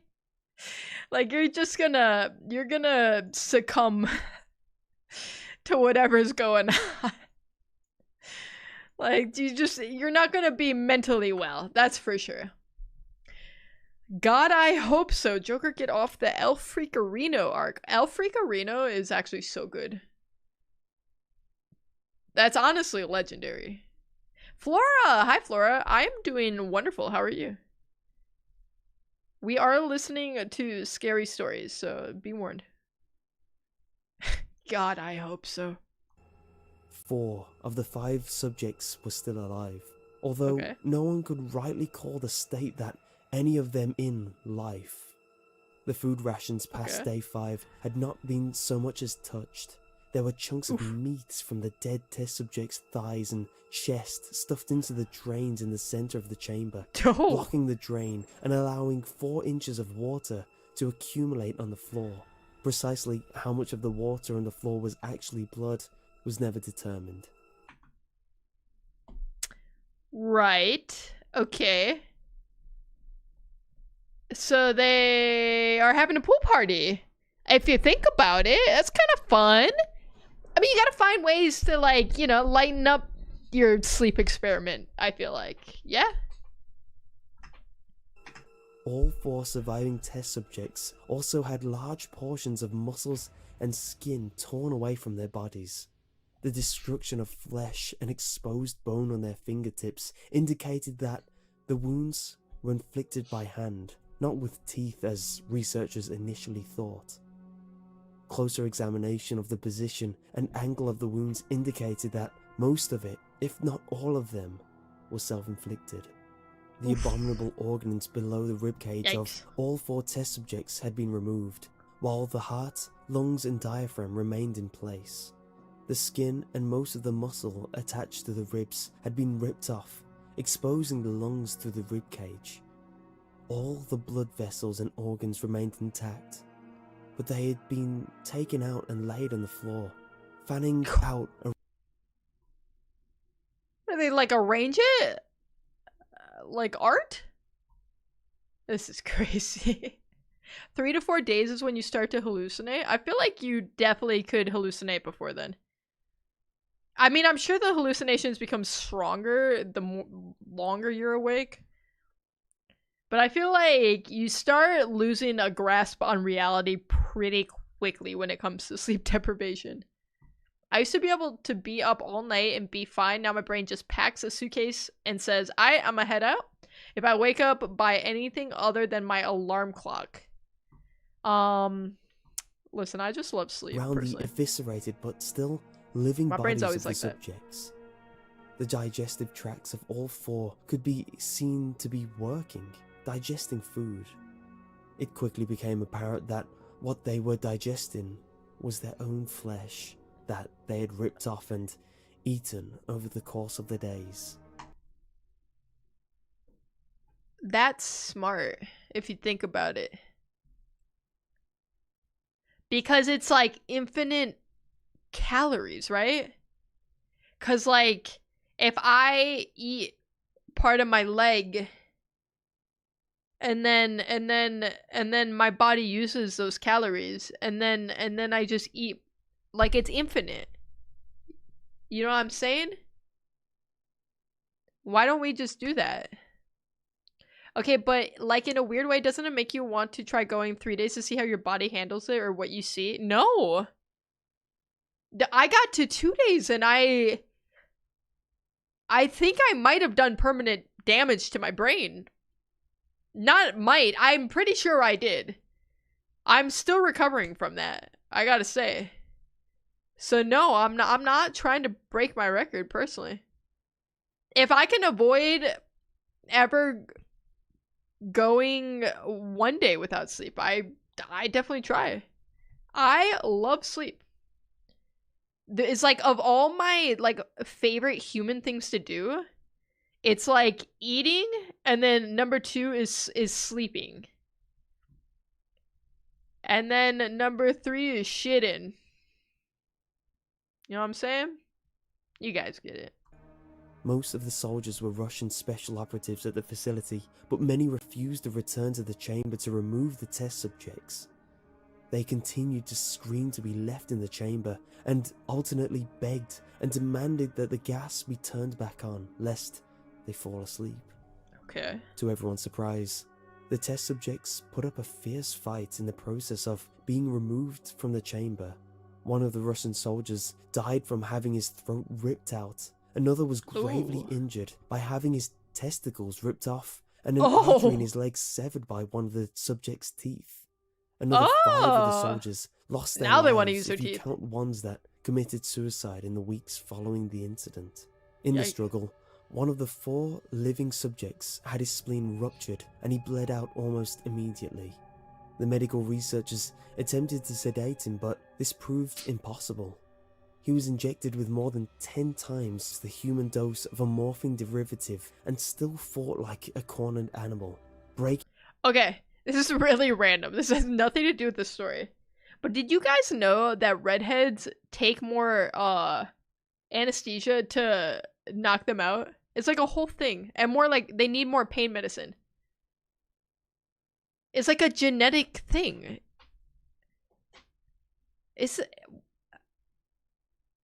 It doesn't make sense to my brain. How is that? Oh no, it was 72 hours for me now that I remember. I had an all-nighter at faculty, then a concert and a funeral. Oof, was a long week, that one. Really going through the highs and lows that week. Like, that was really kind of a roller coaster. That's crazy. They're built diffy. Diffy indeed. Loopy redeeming a random item, but I have my random item I want. I thought I was the boss here, but I'm not. It's just Loopy. Loopy gets to dictate everything. What's the item, Loops? Is Loopy going to present it? Loopy often just hands me something. The Canadian stick? I can't show that, Loopy. And if you think about it, you'll know the reason why I can't. It is in the background of stream. But there's carvings on it. This is very cryptic. It is a good walking stick, though. You can hide that portion. Loopy, you're making this so complicated. Or just hold it. You can see it back there. It's right behind the litter box. Fine, I will go get it, Loops.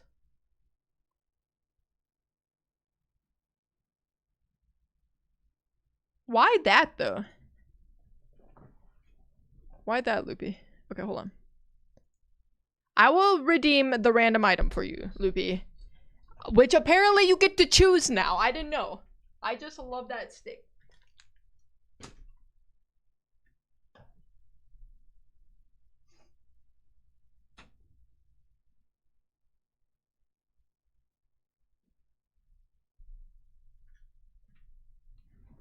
I have to hold, so you can't see the carving on it. But it is a formidable stick. Look at this stick. Perfectly straight, too. We found this when we were in Vancouver. I'm just holding it off screen. It is a nice stick. It really is. And then, Loopy bore a hole in it. And then it fixed this little, I don't know, leather piece or whatever, suede thing. Here's what it looks like from this side. It's good, huh? That's my stick, which I don't know why Loopy wanted to see this. I sanded it down and stuff, but very straight. That's true. It's nice and smooth. You're not gonna get a splinter on that bad boy. I made a creature that its physical form is like a rubber hose cartoon style cat, but it's basically Bill Cipher's deals mentality with Pennywise gimmick of making you see your fears, and it's traumatizing low-key. Well, why would you make that then? Why would you do that? I just missed it? You could visit any time. It's just in here. It's not like I've been withholding the stick from you. I wouldn't ever do that, Loopy. That's a stick if I've ever seen one. Well, have you ever seen a stick? How do I know? That's one of my characters in my OC lore. Like the show, the OC? Whoa. I didn't know you worked on that. Okay, back to sleep experiment. In the ribs and arms of one of the doctors, when the heart was seen to beat for a full 2 minutes after he had bled out to the point where there was more air in his vascular system than blood. Even after it stopped, he continued to scream and flail for another 3 minutes, struggling to attack anyone in reach and repeating the word more over and over, weaker and weaker, until he fell silent. Okay. The surviving 3 test subjects were heavily restrained and moved to R.I.P. a that medical guy's spleen. facility. The 2 with intact vocal cords continuously begging for the gas, demanding to be kept awake. The most injured of the 3 was taken to the only surgical operating room that the facility had. In the process of preparing the subject to have his organs placed back within his body, it was found that he was effectively immune to the sedative they had been given him to prepare him for the surgery. He fought furiously against his restraints when the anesthetic gas was brought out to put him under.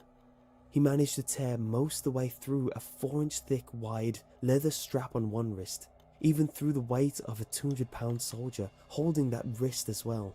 It took only a little more anesthetic than normal to put him under, and the instant his eyelids fluttered and closed, his heart stopped. In the autopsy of the test subject that died on the operating table, it was found that his blood had tripled the normal level of oxygen. His muscles... What? When they weren't exposed to oxygen for how long? What? My homie just needs that gas. He'd be puffing that oxygen. that were still attached to his skeleton Something. were badly torn, and he had broken 9 bones in the struggle to not be subdued. Most of them were from the force his own muscles had exerted on them. The second survivor had been the first of the group of 5 to start screaming. His vocal cords destroyed, he was unable to beg or object to surgery, and he only reacted by shaking his head violently in disapproval when the anesthetic gas was brought near him. He shook his head, yes, when someone suggested, reluctantly, that they try the surgery without anesthetic, and did not react for the entire 6-hour procedure of replacing his abdominal organs and attempting to cover them with what remained of his skin. Okay. They're saying it like it's this crazy notion that these people who peeled all of their skin off with their bare hands and removed their own organs, that it's like, it's, whoa, sat through a 6-hour surgery. They have no nerve endings left. They're all gone. They ripped them all out. He's not gonna feel anything. This is the least surprising thing to me. Are we kidding here? The surgeon proceeding stated What are we doing? repeatedly that it should be medically impossible for the patient to still be alive. One terrified nurse assisting the surgery stated that she had seen the patient's mouth curl into a smile several times whenever his eyes met hers. When the surgery ended, the subject looked at the surgeon and began to wheeze loudly, attempting to talk while struggling.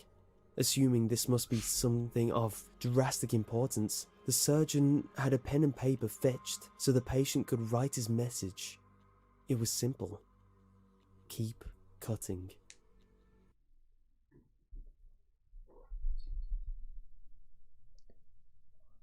What the hell? The other 2 test subjects were given the same surgery, both without anesthetic as well, although they had to be injected with a paralytic for the duration of the operation. The surgeon found it impossible to perform the operation while the patients laughed continuously. Once paralyzed, the subjects So, of all the organs they removed, apparently their lungs weren't one of them. Or their diaphragm. You know what? Just the ones we don't need. Like, you can take... I'm gonna rip my gallbladder and my appendix out. The rest are gonna stay, though. We need a picture of this creepypasta pulled up. Pause.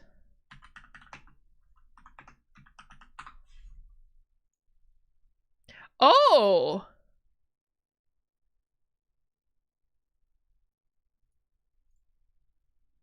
Right. This is the picture in question.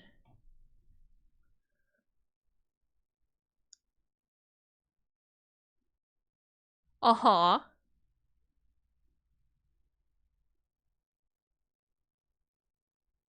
No, it's good. That's fine.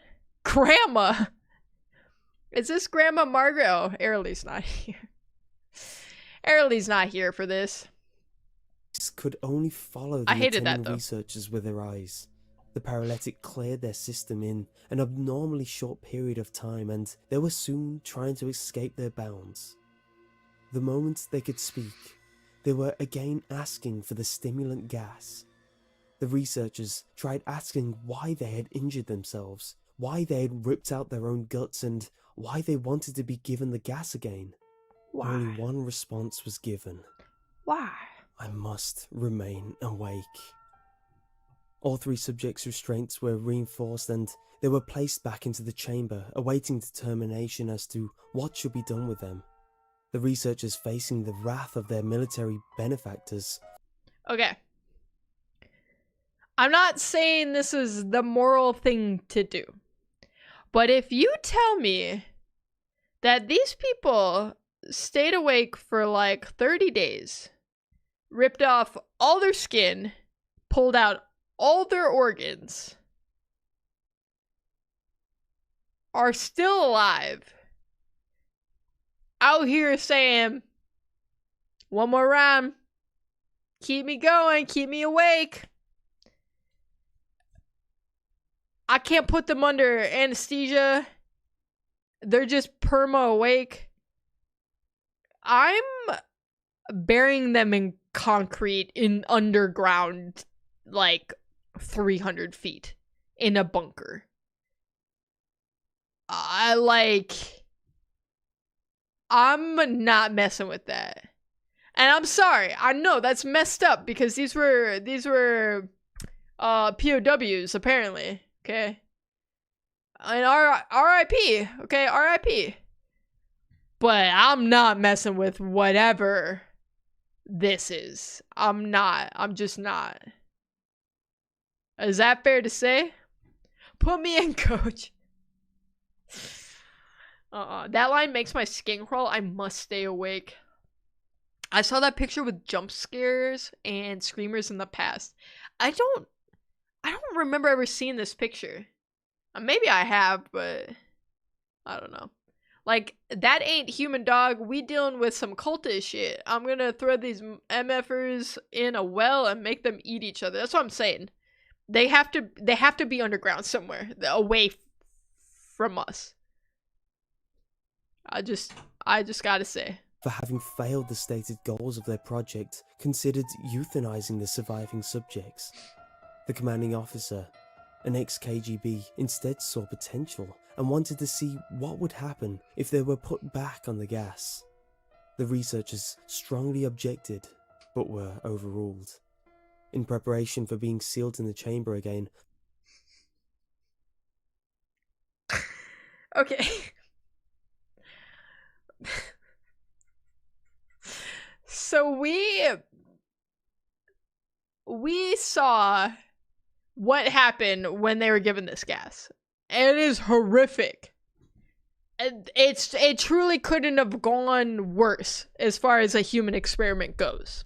Okay, when we're talking on the scale of like crimes against humanity, this is like pretty high up there. Okay, and then this guy's like, you know what? What if? Now hear me out. What if we just gave him more of the gas?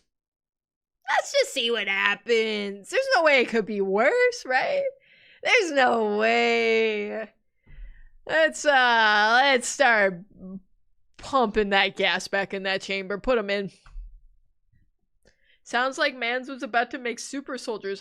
Seriously, like what are we doing? It's not gonna make the problem better.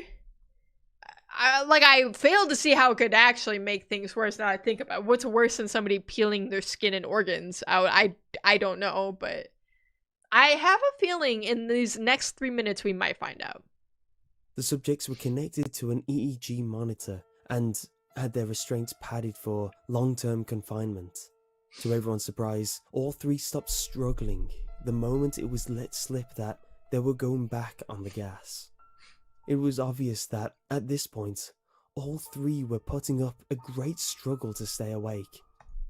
Oh my god. I know what the gas is. It's meth.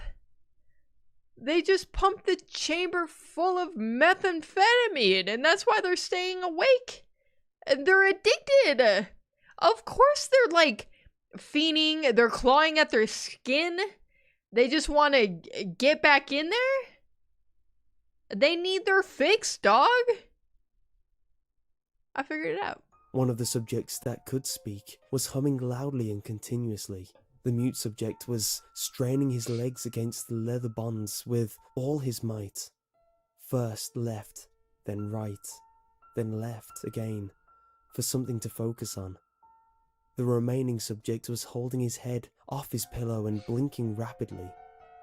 Having been the first to be wired to the EEG, most of the researchers were monitoring his brainwaves in surprise. They were normal, most of the time, but sometimes flatlined inexplicably. It looked as if he were repeatedly suffering brain death before returning to normal. As they focused on paper, scrolling out of the brainwave monitor, only one nurse saw his eyes slip shut at the same moment his head hit the pillow.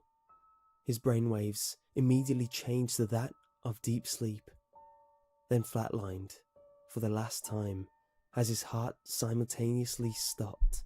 The only remaining subject that could speak started screaming to be sealed in now. His brainwaves showed the same flatlines as one who had just died from falling asleep. The commander gave the order to seal the chamber with both subjects inside, as well as 3 researchers. What? Dog, don't tell me that I'm a freaking scientist and you're saying my assignment is to go into this chamber that just caused all these people to claw their skin and organs out. That's crazy. That's actually so crazy. Ain't no way. Did they volunteer for this? That's crazy. That's R.I.P. those guys. Of the named 3 immediately drew his gun and shot the commander point blank between the eyes. Then turned the gun on the mute subject and blew his brains out as well. Yeah. He pointed his gun at the remaining subject, still restrained to a bed, as the remaining members of the medical and research team fled the room. "I won't be locked in here with these things, not with you," he screamed at the man strapped to the table. Damn, okay, that's kind of brutal when you think about it. Because this guy who's strapped to the table did not ask for any of this, for the record. He was a prisoner, and the Russian government or military decided they were going to do these very unethical experiments on them. And now he's like dogging on this guy. He didn't ask to be here. I mean, he is now, but that's because he was so messed up that he's got to stay awake. It's not his fault, though. Like, don't come at me like that. Like, I put myself in this situation. Bro got called a thing for no reason. Honestly, it's kind of a stray that he's catching. Make some friends, buddy. Maybe they should put Randy, Troy, and Keith in there. Dude, it would be so good. What are you? Perfect. He demanded. I must know. The subject smiled. Have you forgotten so easily? The subject asked. We are you. We are the madness that lurks within you all, begging to be free at every moment in your deepest animal mind. We're getting kind of existential here. I mean, it's an interesting take for the story. So it's not like this mystical thing. It's more so the evil resides within us all type beat. Which is interesting. I don't hate that. We are what you hide from in your beds every night. We are what you sedate into silence and paralysis when you go to the nocturnal haven where we cannot tread. The researcher paused, then aimed at the subject's heart and fired. The EEG flatlined as he couldn't handle the truth, man. He asked a question. He said, "What are you?" He answers, and this is what we get. He shoots him. M. Night Shyamalan type twist. If I heard that from one of them, I'm grabbing a gun and forcing them to log off the Earth servers. Okay, so he's alleging. Hold on, let me just finish the last 10 seconds. Weakly choked out. So nearly free. Okay. Right. Voice Right. Let's get what's a good still?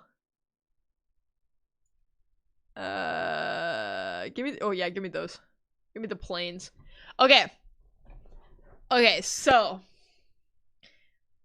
basically they're saying that when you stay awake long enough, you essentially unearth this evil within you. You're like freeing this evil within you, which based on the conversation at the end, the guy is saying like, oh, you're only able to keep it at bay because you go into your nocturnal state, you sleep, and then the evil can't get there.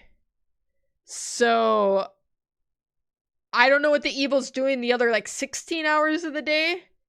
Apparently that's not enough time for the evil to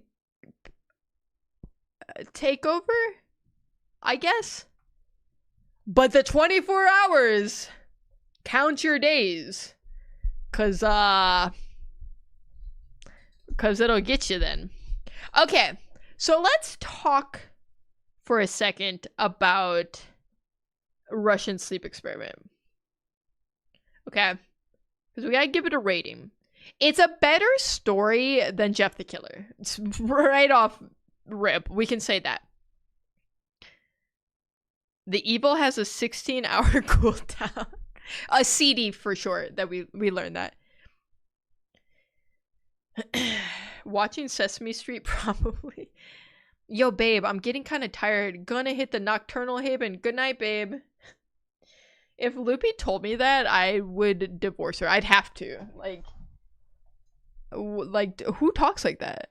Well, I guess if I was an evil sleep monster who's also part of me, maybe my soul, it's part of my brain. I don't know. Like, are we thinking like maybe the evil's like my thalamus or something, and The rest of my brain is like keeping it at bay.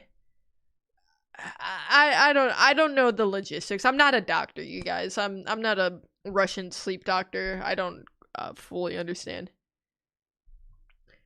But okay, so I think it's written better. The story overall is better because it feels very realistic. Like, it feels like a true story. Whereas Jeff the Killer always felt like a story. Like nothing. It's whatever. You know what I'm saying? Like, it sounded like somebody made it up. This one, the Russian sleep experiment, sounds like a documentary style of stuff that happened during like World War II, which makes it really cool. It makes it way more compelling and interesting. It makes it creepier because there's that element of like, oh, like this could have happened. And in fact, in a lot of ways, I mean, not this specific thing happened, but human experiments have happened a ton. Like, they happened a lot in Nazi Germany during World War II, in Japan, like the Nuremberg trials. Like this is a thing. This isn't like a made up thing. Like, it's happened in the USA too. Like, I mean, they literally injected people with syphilis.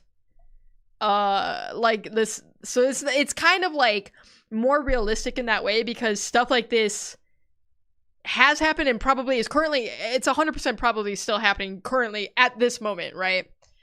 That's all to say that I like this one a lot more.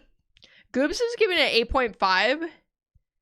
I didn't find this as scary as I thought I would. I think if I do kind of remember reading this still when I was younger. I think I was probably more scared of it then. Reading it now, I wasn't like super scared by it, but it was creepy. I mean, it's creepypasta. I guess it's not scary pasta. I'm gonna give it, it's kind of peak creepypasta, I feel like.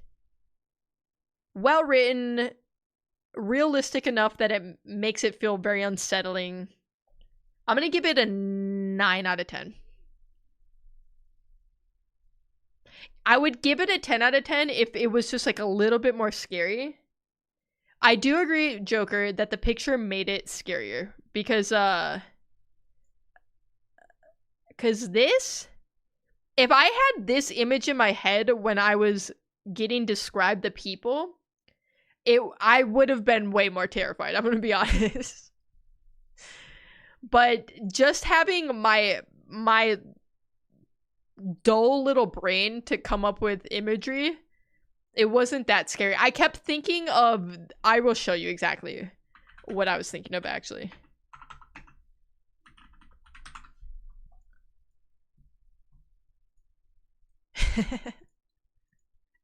I was thinking a feral ghoul from Fallout, which is substantially less scary. Like, creepy still, but kind of funny too, you know?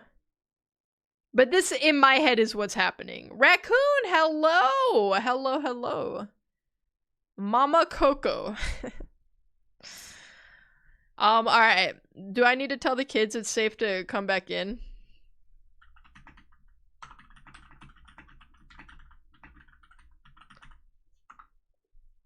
Airly and Combe had to depart because they got too scared at the Russian sleep experiment. So I'm gonna give it, let me write it down. Russian sleep experiment is, I'm giving it a 9 out of 10. Tell them to come back in and then have that picture pulled up. Okay, I'm not gonna lie, I did think about it. But I think that's too mean. It's past their bedtime. It's almost certainly past Airly's bedtime. She got school and stuff. Okay, so next we have, I think I'm going to do Sonic.exe. No vote on this one. I want to do Sonic.exe. Which this is another one I've never heard of before. I just came across it. And I was like, damn, I like Sonic. I got a Sonic emote. I got 2 Sonic emotes, in fact, I think. Oh, let me check. Let me confirm. I do. I have 2 Sonic emotes. So I was like, this would be perfect. This is a perfect creepypasta.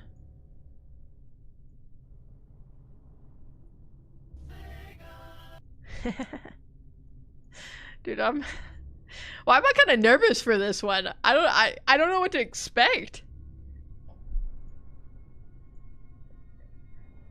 Do it. Yippee! I'm a Sonic fan, so this is fun. It'll be really fun, I'm sure. It's gonna be a lot of fun, for sure.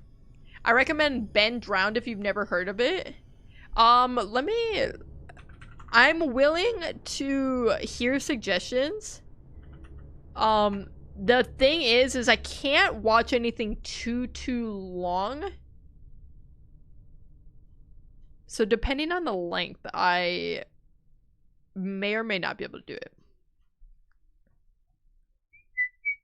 Hello, I don't know how to pronounce your name because I don't know what language script that is, but hi. I wouldn't say it's scary. What would you say? Creepy scary? It looks like the Ben Drowned.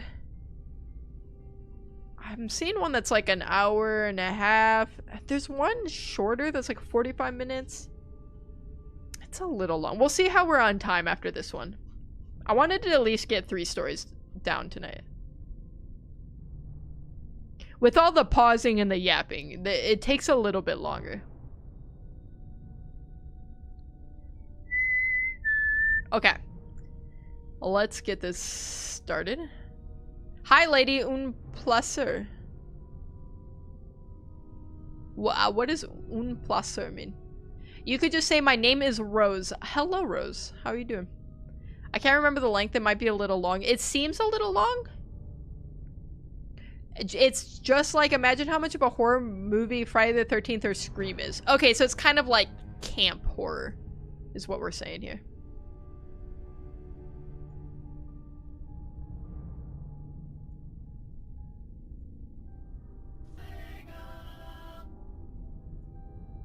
Do we have creepy I'm a music in the total background? Sonic the Hedgehog fan, much like everyone else. I like the It's a newer little bit. games, but I don't mind playing the classics. I don't think I've ever played Glitchy or... Okay, I'm gonna stop and say immediately. I have a Sega Genesis. And I have the original Sonic, and I love that game. So good. I can not scary, but it's a horror movie still, if that makes sense. Yeah, like suspenseful in a way. hacked games before, though I don't think I want to play any after the experience I had. It started on a nice summer afternoon. I was playing Sonic Unleashed.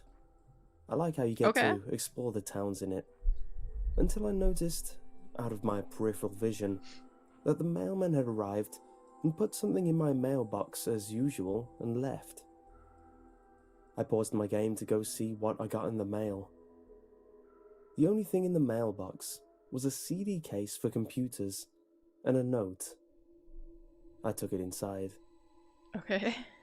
I looked at the note first and realized it was from my dear friend Kyle, whom I hadn't heard from in 2 weeks. I know that because I recognized... Why was that? It just caught me off guard. Oh, my dear friend Kyle. I haven't seen him in 2 weeks. I thought it was gonna be like 2 years or something. A couple weeks goes by. Kyle's sending me stuff via mail? Do people do that? What the fuck is up, Kyle? Haven't seen him in a couple of hours. Man, it's been like a couple moments since I've seen my boy Kyle. I'll miss that, bro. his handwriting. Miss that, bro. Though what was weird is how it looked. It looked badly written and scratchy and somewhat difficult to read. as if Kyle was having a hard time writing it down and did it in a hurry. This is what he wrote. Tom, I can't take it anymore. I had to get rid of this thing somehow before it was too late, and I was hoping you'd do it for me. I can't do it. He's after me. What? And if you don't destroy the CD, he'll come after you too. He's too fast for me. Please, Tom, destroy this godforsaken disc before he comes after you too. It's too late for me. Destroy the disc, and you'll destroy him. Why can't Kyle destroy the disc? Why does he have to send the curse to me? And it's my problem now. Now I have to destroy the disc. Now, yeah, like I don't have enough chores to do, Kyle. This is why I haven't seen you in 2 picoseconds, Kyle. 'Cause of stuff like this, okay? God, Kyle. It was too late for him, bro. He had enough time to go get like a mailer from the post office, package everything up nicely, buy some stamps, slap some stamps on it, go back to the post office, mail it out, but did not have time to just destroy the disc. It was too late. He ran out of time with between the buying the stamps and mailing out the package. It was too late. I would kill Kyle myself if I survived. But do it quick. I think Kyle might be otherwise dead. he'll catch you. Don't even play the game. It's what he wants. Just destroy it. Please. Signed, Kyle. Okay, Kyle. Right. Well, that was certainly weird. Yeah. Even though Kyle is my best friend and I hadn't seen him in 2 weeks. Oh, did you guys hear? He has not seen Kyle in like 2 weeks. Dude, no way. And he's your best friend? Yet you haven't seen him in 2 weeks? Your best friend, Kyle. Come on.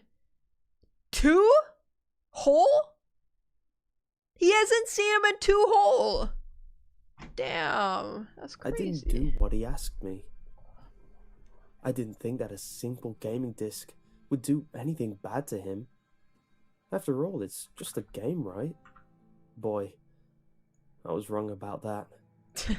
Anyway, I looked at the disc, geez. and it looks like any ordinary computer CDR disc, except it had black marker on it written Sonic.exe. And it was much unlike Kyle's handwriting, meaning that he must have gotten it from someone else, like a pawn shop or eBay. Okay. Did anyone else mishear that? Because what I just thought I heard is crazy. Love your best friend, buddy old pal Kyle, fake off friend. Kyle's too busy playing Sonic? Maybe. Or maybe he's a fake friend. When I saw Sonic on the writing of the CD, I was actually excited and wanted to play it, since I am a big fan of Sonic. He did mention that he really loved Sonic. And in fact, he was just playing Sonic Unleashed, because he likes to explore the city. I went up to my room and turned on my computer and put the disc in and installed the game. Bro, how dumb do you have to be? He gives you one instruction. Your best friend, Kyle, gives you one instruction. The only thing he's ever asked of you. Ever! Kyle, your best friend has only asked one thing. Don't play the game. And what does he do? He doesn't even have a think about it. He doesn't even respect Kyle and his wishes. He immediately is like, F my best friend Kyle, who I haven't seen in 2 weeks. I'm gonna play that Sonic game. When the title screen popped up, I noticed that it was the first Sonic game. I was like, awesome. Because like I said earlier, I like the classics. Right. The first thing I noticed that was out of place was when I pressed start. There was a split second when I saw the title image turn into something much different. Something that I now consider horrifying, before cutting to black. I remember what the image looked like in that split second before the game cut to black. The sky had darkened, the title emblem was rusted and ruined, and the Sega 1991 was now instead Sega 666, and the water had turned. That's the number of Mr. Beast or whatever. The scary number. Oh my god. Well, now he's gonna die. Low key, this is Kyle's dumbass fault, bro, because he sent this game to his best friend, who he hasn't seen for 2 weeks, by the way, who he knows is a Sonic fiend. I know, he could have sent it to like some old grandma, right? Who wouldn't even know what a CD-ROM is. Instead, he sends it to like the one guy who would not be able to help himself. Not a great plan. Not a great plan. Red, like blood, except it looked hyper-realistic. But the freakiest thing that was in that split-second frame was Sonic.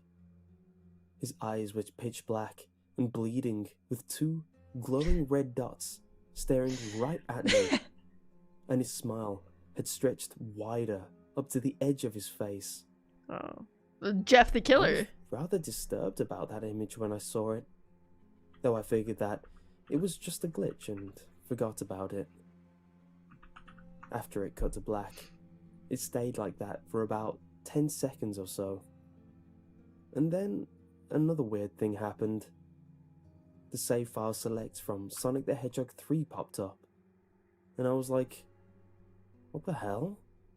What's this doing in the first Sonic game? Anyway, then I noticed something off.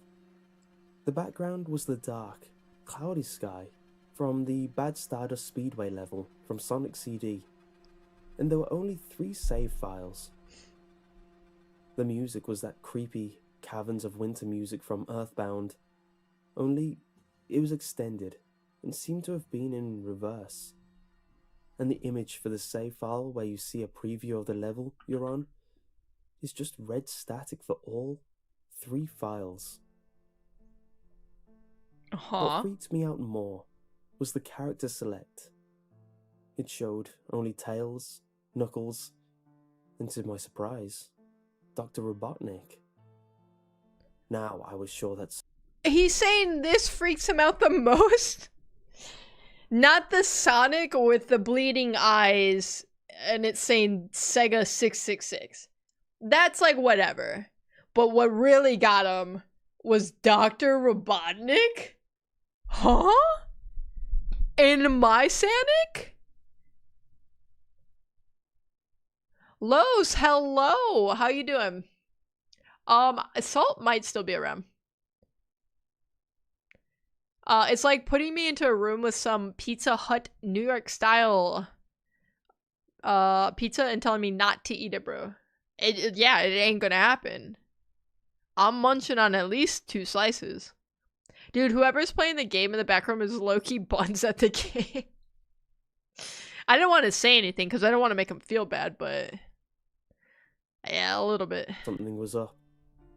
I mean, how can you play as Robotnik in a classic Sonic game, for crying out loud? For crying out loud! Dr. Robotnik, what does this world come to, man? It's unbelievable. It's crazy. How you doing, Los?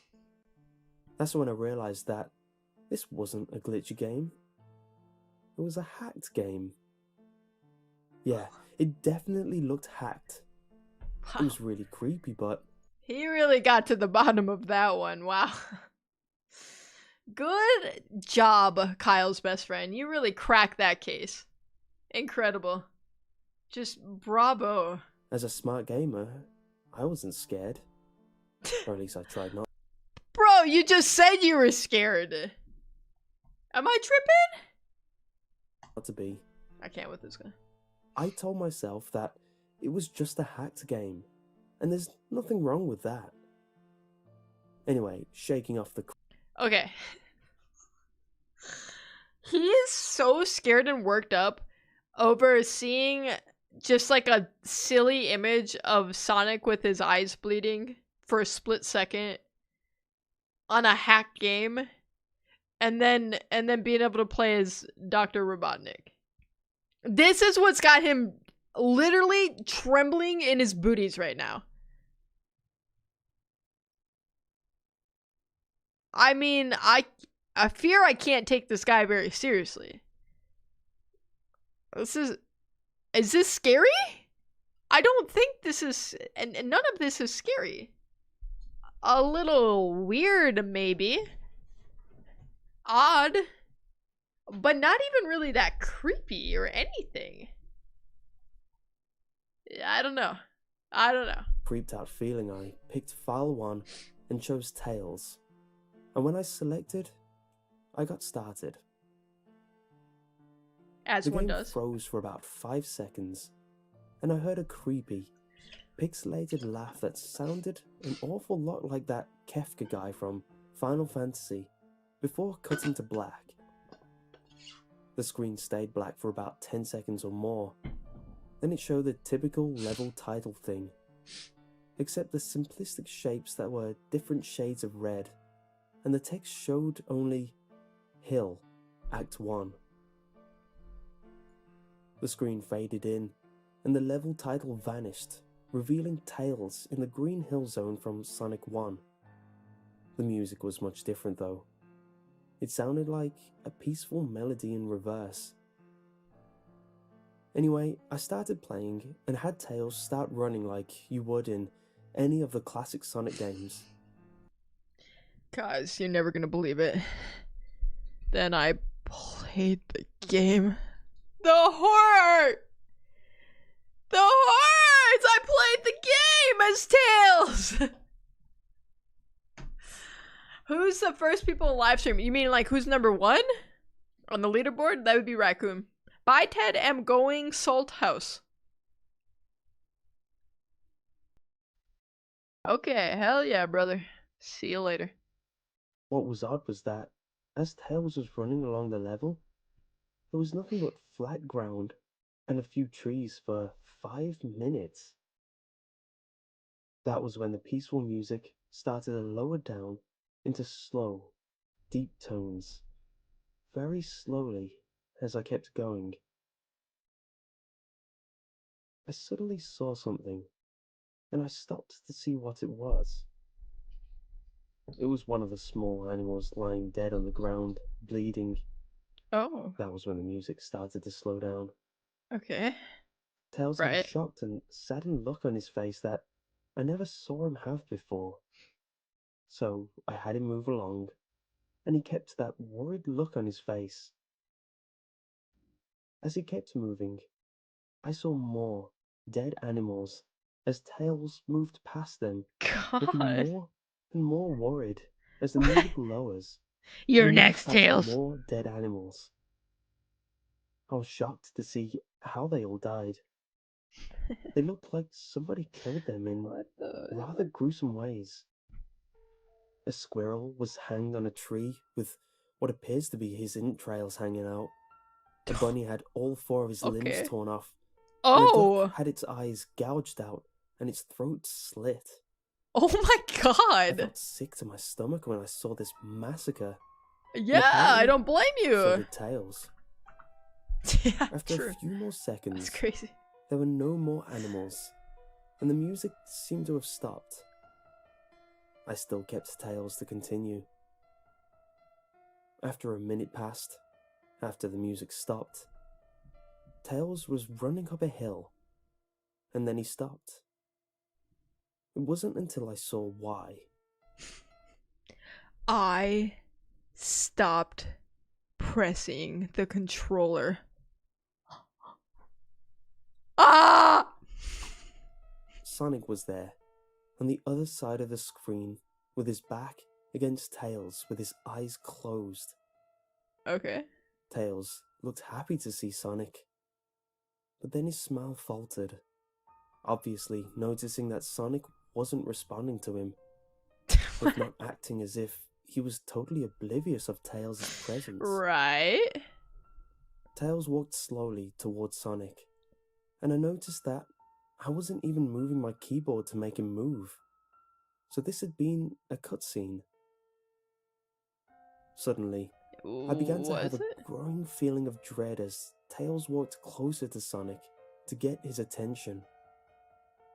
I felt that Tails was in danger, and something bad was going to happen. Tails is I so heard dead. faint static growing louder So as dead. Tails was but inches away from Sonic, and stopped, and stuck his hand out to touch him. That foreboding feeling in my gut was growing stronger, and I felt the urge to tell. And it wasn't pain, you guys. It was a different weird feeling in his stomach. Okay? Could you gather this much detail from a simple 16-bit game? How could you tell?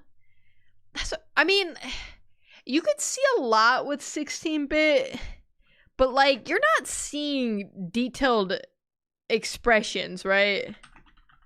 Like, let's look at Sonic 1.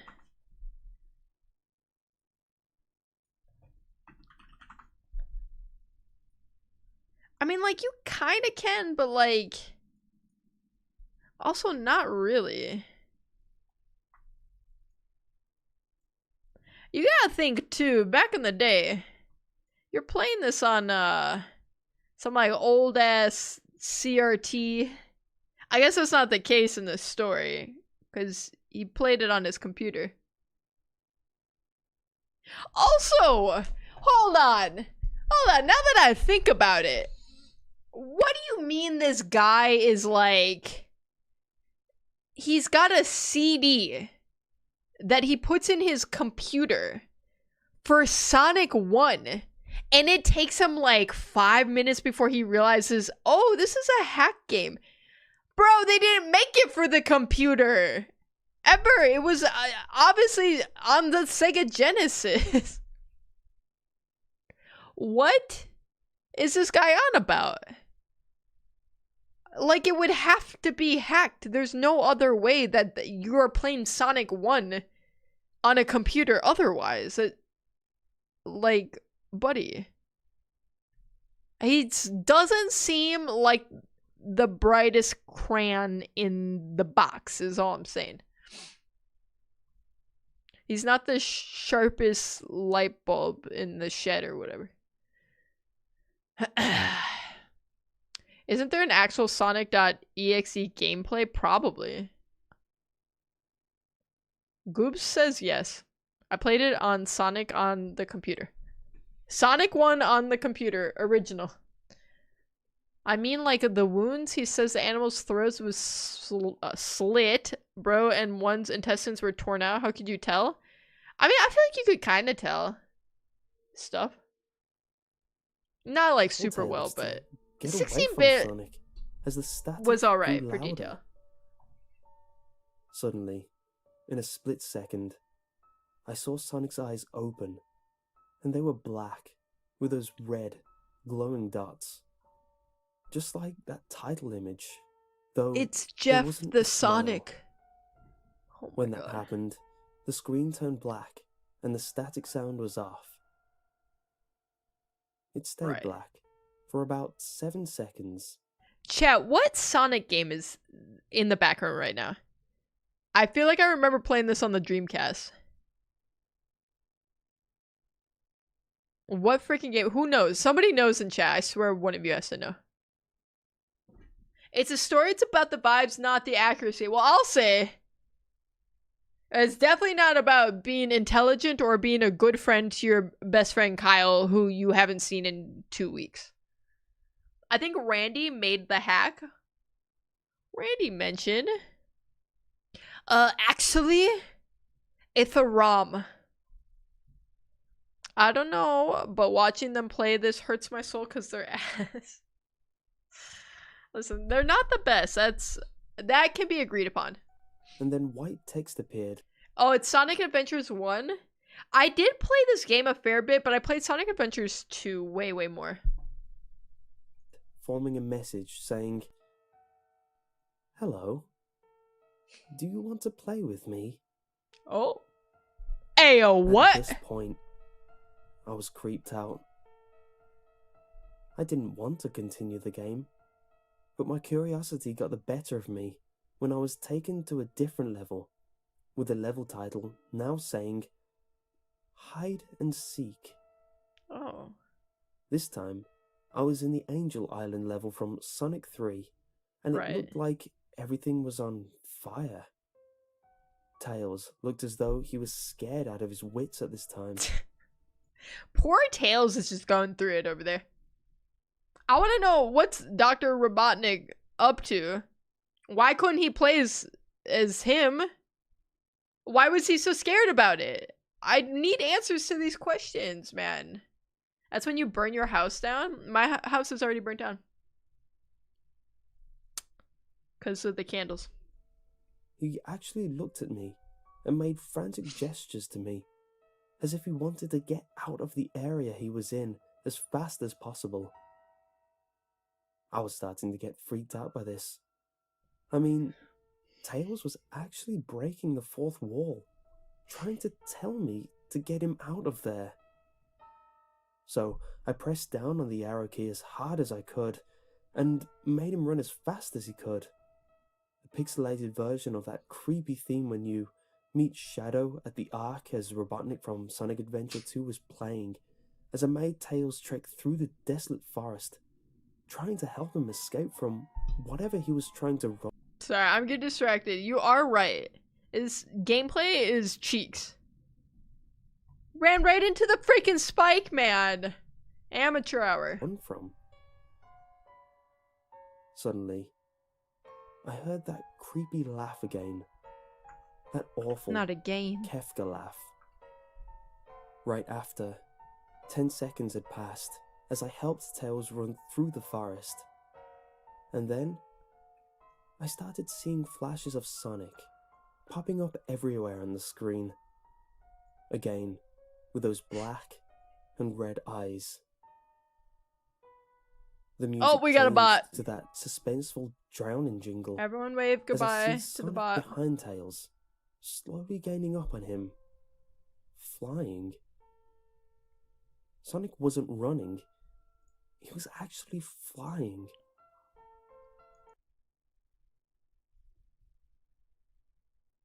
He was flying like a beautiful butterfly.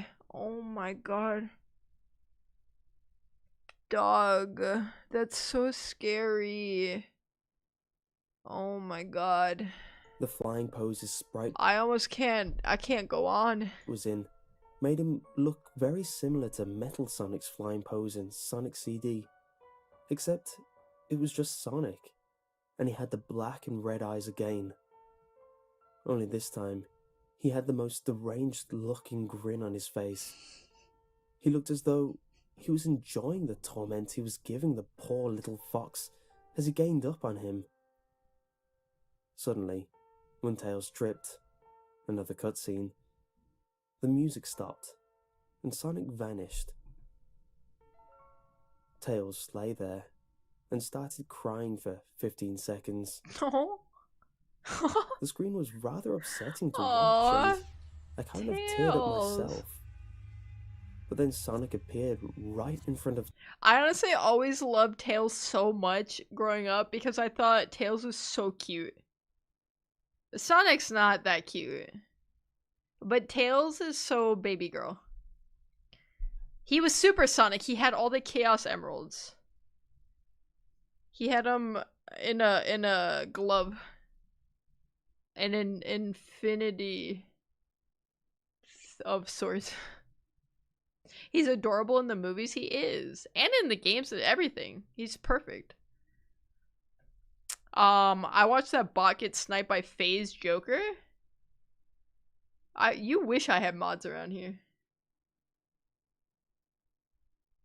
One day, maybe I'll make somebody a mod, but I feel like I've kept the streak up this long.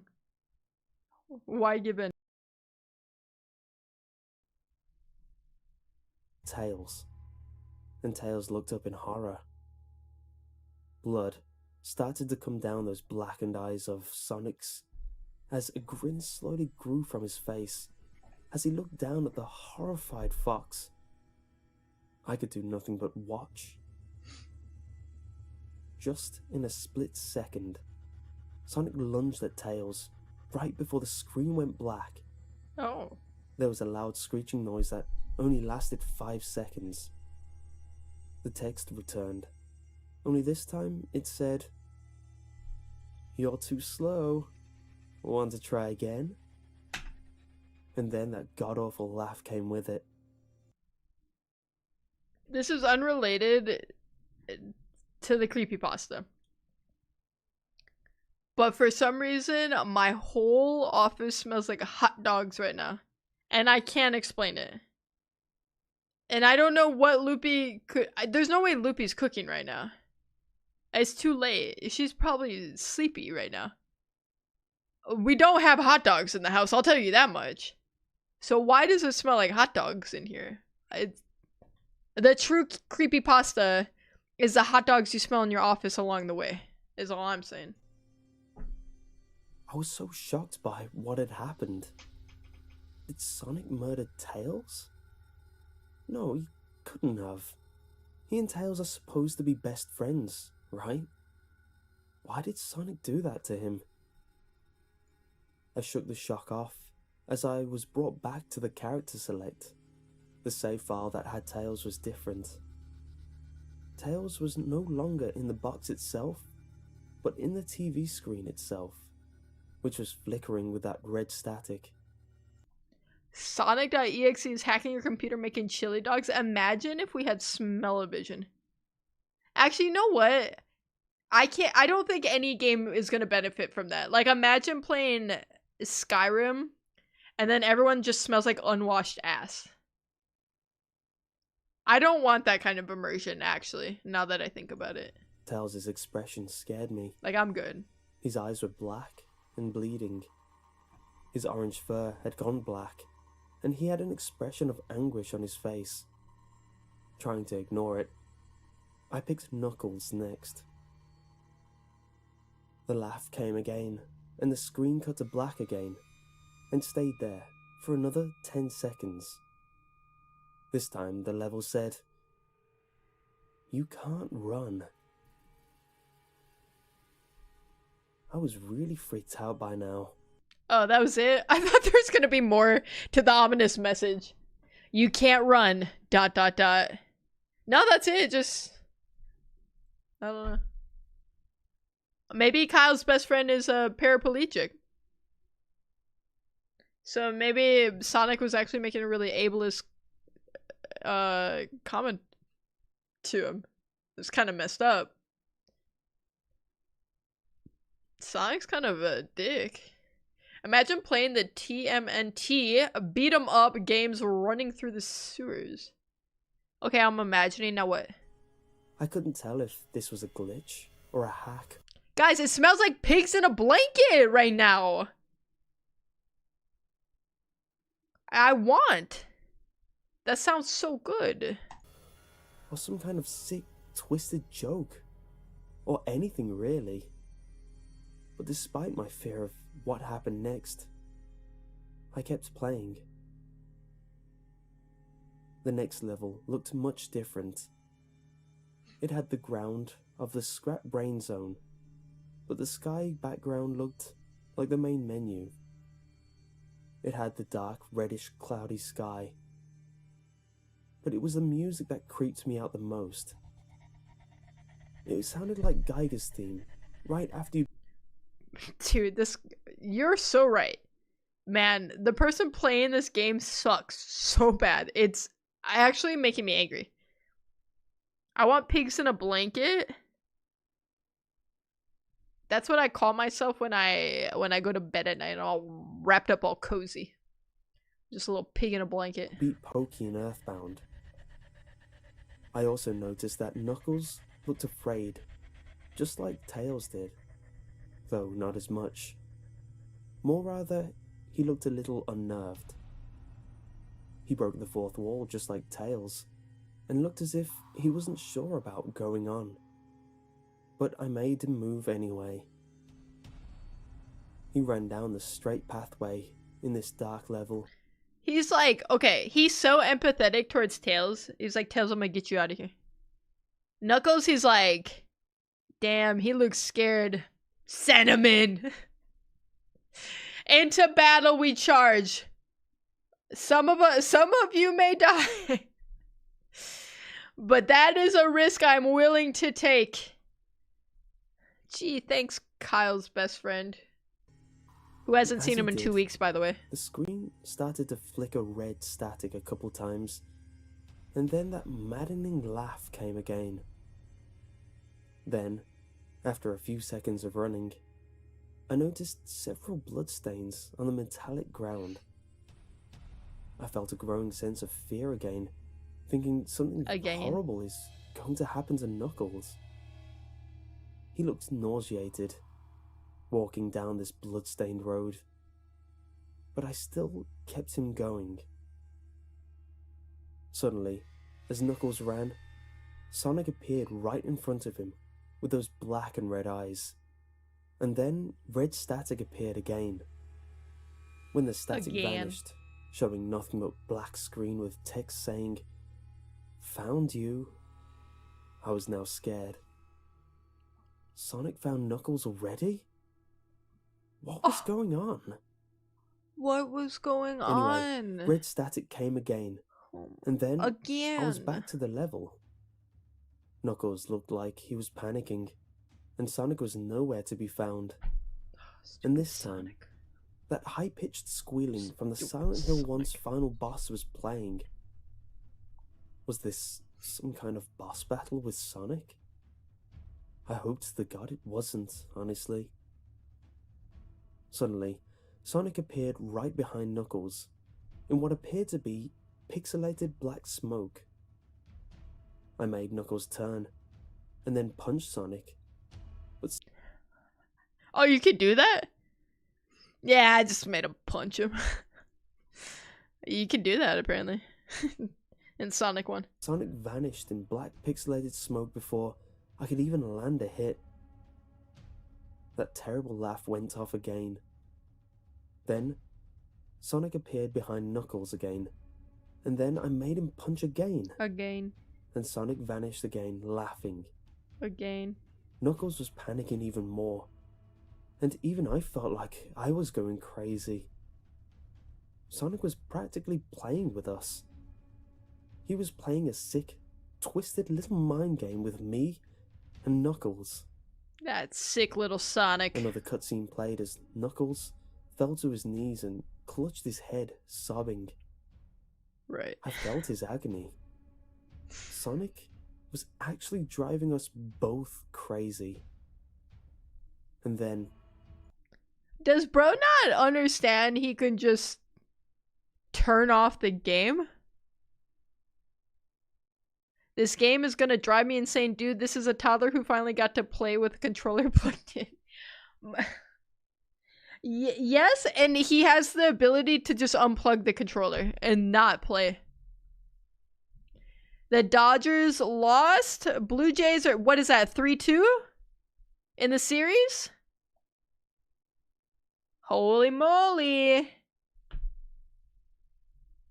Also, high 36%. Y'all need to learn about suspension of disbelief. Suspension? What is this, a physics class? I hope the Blue Jays take it. Loopy! We have to root for the Dodgers. We have to. Shohei? Out here doing things nobody's ever done before?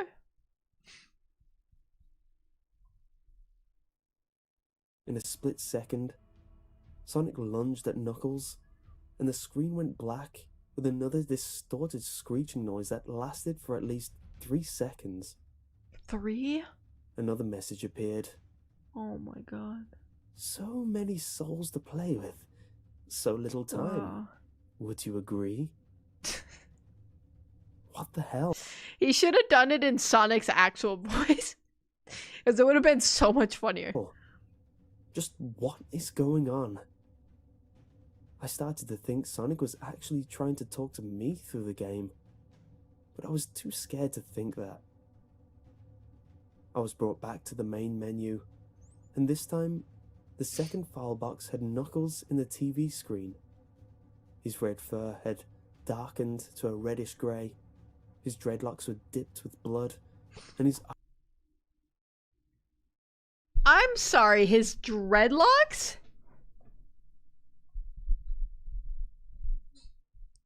He's a hedgehog. These are obviously his spikes. Dreadlocks is crazy. To say Sonic the Hedgehog has dreadlocks like he's a goddamn Rastafarian is so funny. What are we doing here? What are we doing here? eyes were black and bleeding too, and he had a look of sadness on his face. I began to think that those are the actual characters trapped inside those TV screens on the save files. But I couldn't believe it. I didn't want to believe it. This guy's a little slow, right? I feel like we all collectively figured this out like 20 seconds in to him playing the game. And then now he's like, dang, I think these people can actually feel pain or something. I don't know. This is crazy. Ladies, leave me alone type shit. Shake them dreads. One more win and the Blue Jays take it. Or 2 more wins and the Dodgers take it. Who knows? It's high level baseball. It could go either way. Dodgers be dodging. To be fair, this does seem like a mod. I don't know. Probably not. It's probably if Tails dies in here, he dies in real life, you know? So, I shut off the game and took a break. I took a nap. Wish I hadn't. Because then, I began to have the most disturbing nightmare. I was in pitch black darkness, though I was under the light given off by a lamp that hung high above my head. I could hear the cries of Knuckles and Tails nearby. Oh. They were saying stuff like, "Help us," and Oh no. "Why did you give us to him?" and "Run away before he Oh gets my you god. too." Their cries died out, as I then heard Sonic laugh. So I can't get over the guilt tripping. It's not like he meant to. We're not blaming Sonic in this situation. No, it's you. It's your fault. Person who's playing this game for the first time. If you're in pitch black, I think you just closed your eyes, homie. Why doesn't he just wake up instead of having a nightmare? Seems kind of stupid and immature. His laugh. It sounded a lot like the distorted Kefka laugh. "You're a lot of fun to play with, kid. Just like your friend Kyle. Though he didn't last long." I was scared to what? look around for the voice. "Won't be long now until you join him and all my other friends." I saw him walking towards me, flickering in and out in several directions. You know what he should do right now? Cause it's too late for him. What if he goes to the store, buys a mailer, he puts the CD in the mailer, seals it up, goes to the post office to buy stamps, puts the stamps on the mailer, and sends it to his like other best friend. Not Kyle. of course, because he hasn't seen him in 2 weeks. And then he can write a cool little letter that says, don't play it, destroy it. It's too late for me. Seems really obvious, right? And make sure the friend loves Sonic. Yes, Milo. Yes, that is actually really important to the whole thing. Kyle needs a blue chew. You can't run, I don't know what that means. I'm gonna be honest. kid. You're in my world now. Just like the others. When he grabbed me, I saw his bleeding, black and red eyes, grinning face. I woke up with a fright. After a I woke couple up of with a hours, fright. I decided to continue playing the game. I don't know why, but I had to know. I had to figure out why this was happening. So, I turned on the computer, turned on the game, and selected Robotnik next. Robotnik? Dude. That's so scary, bro. Oh my god. He could play as him? Oh my god, that's crazy. That's I still terrifying. thought that was wacky, Aw. playing as Robotnik. But anyway, the level title appeared again. It And gave this him a time it weird said, feeling. ... which I found really freaky. This time, I was in some kind of hallway. Didn't really look like it was from any of the classic Sonic games, though it had the pixelated style. The floor was shiny and checkered. The walls were dark, greyish purple, with animated candle lights, and a few dark bloodstains here and there. And there was a dark red curtain hanging above the top part of the screen. Every 12 seconds or so, that red curtain swayed very slowly. But whenever you're playing the game, you can barely see it move. The music was oddly pleasant, a piano playing a rather sad yet peaceful song. Okay. But I knew better. This was the song that played in Hill Act 1, only it wasn't in reverse. Oh Robotnik my god. didn't look entirely nervous like Tails and Knuckles did, Oh my god. but he did have a suspicious look on his face, as if he was just a bit paranoid. And that doctor? Jim Carrey. Bro had to play the game again. Play that game again and again. Play that game again and again. You guys know how it be.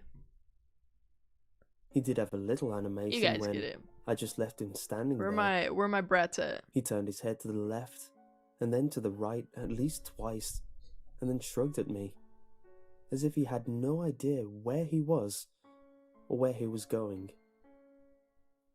Even Where though did I he was come from? scared out of my mind. Where did he go? These are the questions that nobody wants to answer. And people are too afraid to ask. Okay. What's up with that? About what was going to happen. I had Robotnik continue onward. He did his usual running animation. You know, when you've beaten him at the end of a classic Sonic game and you chase him. As we continued going through the hallway. Then, I stopped at a long flight of stairs leading downward. Now I was nervous. Even Robotnik seemed unsure of himself, though I pressed onward. As I led Robotnik down the stairs, I noticed that the walls have gotten darker and more reddish. The red torches are now an eerie blue. Then we landed onto another hallway.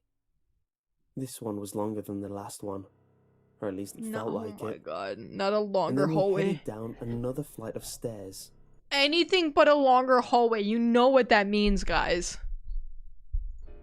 This one was much longer. You know what that means. Took at least 1 full minute. And then I heard that horrid Kefka laugh again. And then Okay, he keeps referencing a Kefka laugh. I don't know what this means. I need to hear. What does he mean by this? Kefka laugh.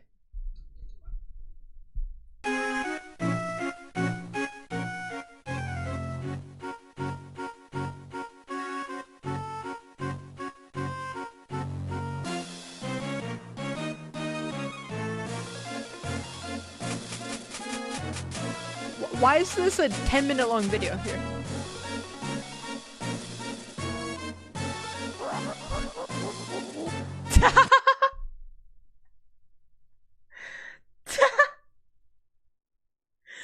This is the laugh we're scared of? He sounds like Dr. Zoidberg from Futurama. Whoop, whoop, whoop, whoop, whoop, whoop, whoop. This is what I'm supposed to be afraid of and scared of. Yeah, alright then. That's the fine. music I'll be slowly scared. faded until it was quiet. As it did, the walls turned more dark red, and the torches were a black flame now. When Robotnik landed onto the third hallway, I noticed he now looked really creeped out, though he tried to hide it. I couldn't blame him. I was scared too. Suddenly, We're in this together, don't worry. Sonic popped right in front of Robotnik, the same way he did Knuckles. And then red static. Oh, great. The red static lasted for about 15 seconds. 15 seconds? The last one was only 3 seconds. You guys, that's like 5 times scarier. Oh, God. Jeez, And then man. it showed me a most can't go on. unpleasant image. The image showed a hyper-realistic of Sonic standing in the darkness where you can only see his face, while his head and torso faded into black. And when I say hyper-realistic, I mean like he looked so real, you could actually see the lines in his blue fur. As if you could actually feel the fur if you touched the screen. Okay, that reminds me of, okay, feeling fur through the screen. You guys remember the old, like, TVs? I think they're like the CRT TVs. And they, if you touch them, they feel fuzzy because of all the static. That's what I'm imagining right now. His face. Oh God. He had the most horrifying smile I had ever seen. And that's saying something considering I saw that image at the start of the game. His eyes are wide and black, and once again crying blood, Again. which also looked hyper-realistic. And there were 2 small, glowing red dots in those black eyes, staring right at me, as if staring into my mind. Oh my His God. grin was wide and demonic. Oh, It literally Lord. stretched to the side of his face like a Cheshire cat, except Sonic had fangs. Okay, I know I'm playing around. This actually would terrify me to my core.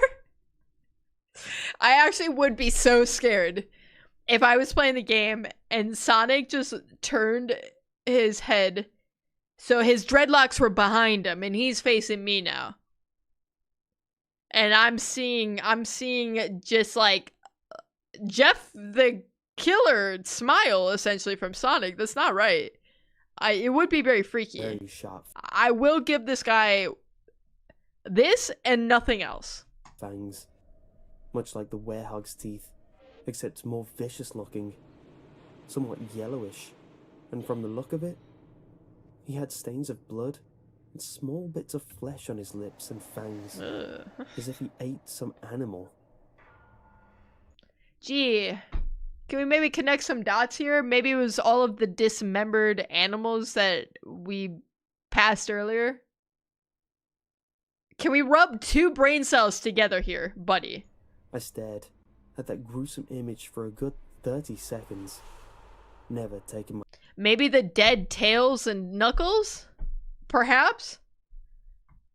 Maybe. eyes off it. I felt as if he was actually looking at me, smiling at me. That face.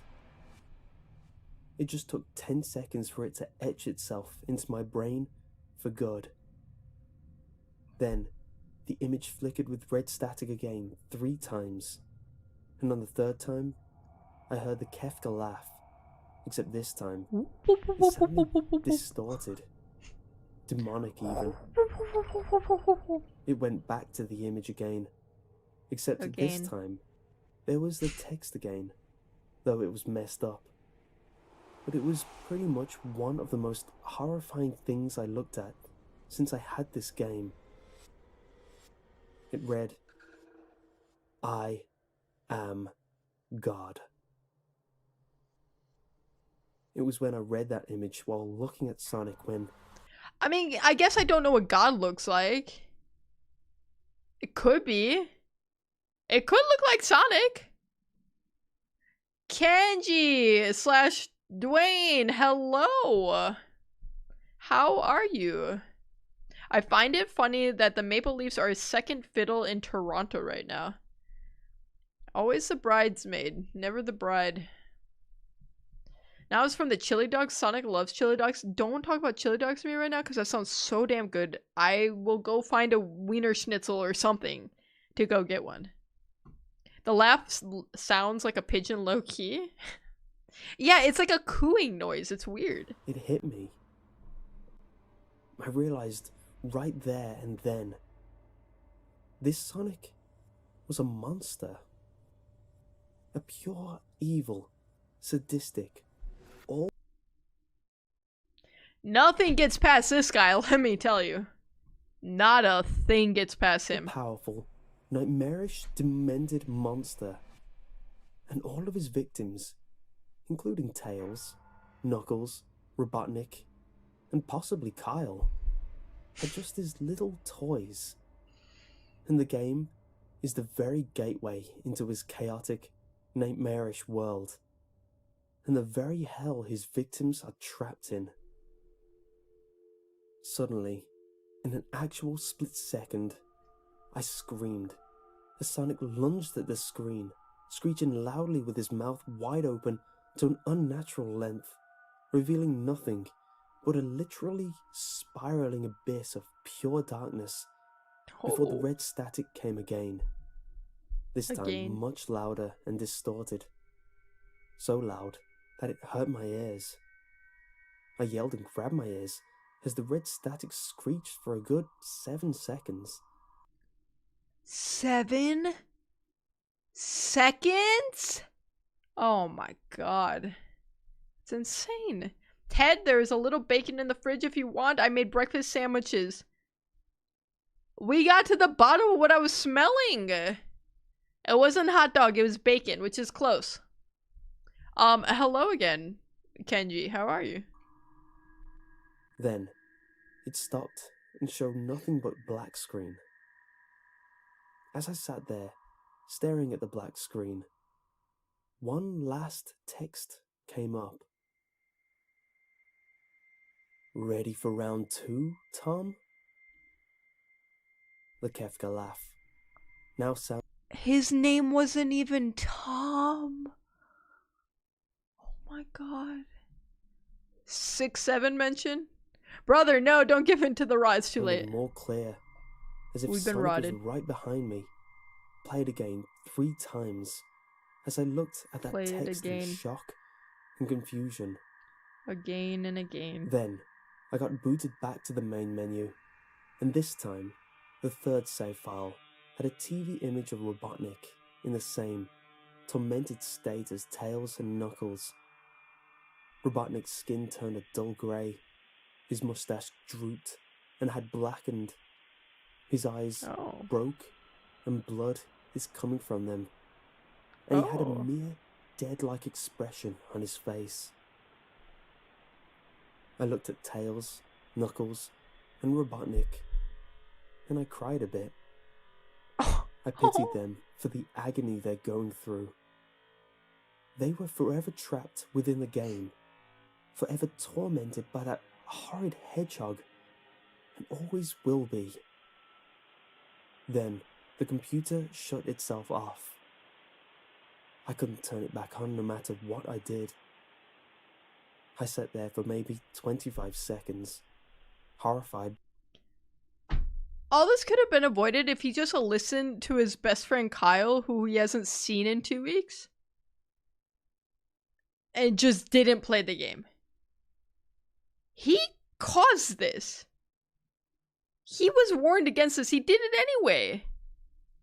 This bastard Kyle's best friend. What had just happened. Sonic is the very embodiment of evil. He tortures people who play his game in more ways than one. And then, when he gets bored, he drags you into the game. Literally, drags you to hell. Oh my where god. He can play with you, always, as his toy. Ayo, what? I Ayo, can't what? get the game out of my computer. I think it's stuck in there. But at least I managed to turn it back on now. After I sat there for 25 seconds. This guy and his very, like, specific number of seconds that things happen. What? What is that? That's 5 whole seconds. I heard a voice right behind me, like a whisper. Try to keep this interesting for me, Tom. I turned around to see where the voice came from, and what I saw made me scream. Sitting on my bed, staring right at me, was a Sonic plushie, smiling, with bloodstains under its eyes. Not the plushie on the bed, dog. That's so funny. Oh my god. I can't with this. Oh my lord. Okay. We have to give it a rating. Unfortunately, we have to give it a rating. Let me pull up a good background picture. Sega.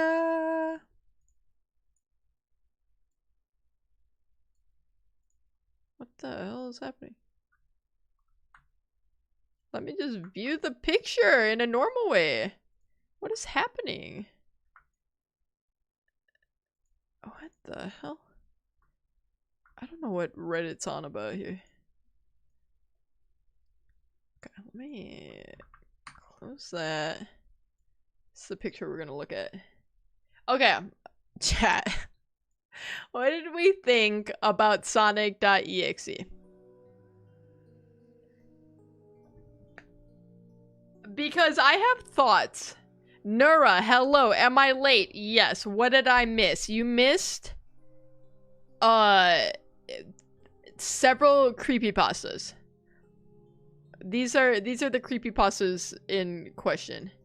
We listened to Jeff the Killer. We listened to Russian Sleep Experiment, and the latest one was Sonic.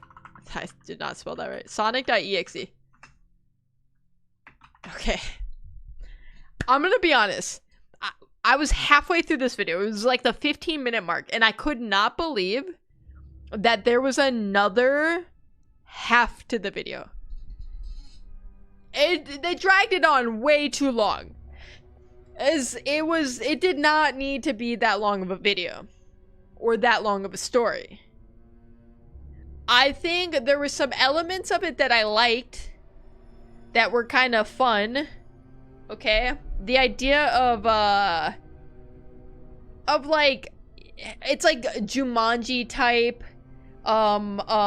Sword Art Online type, right? Like there being real life consequences to a game is kind of like a cool concept.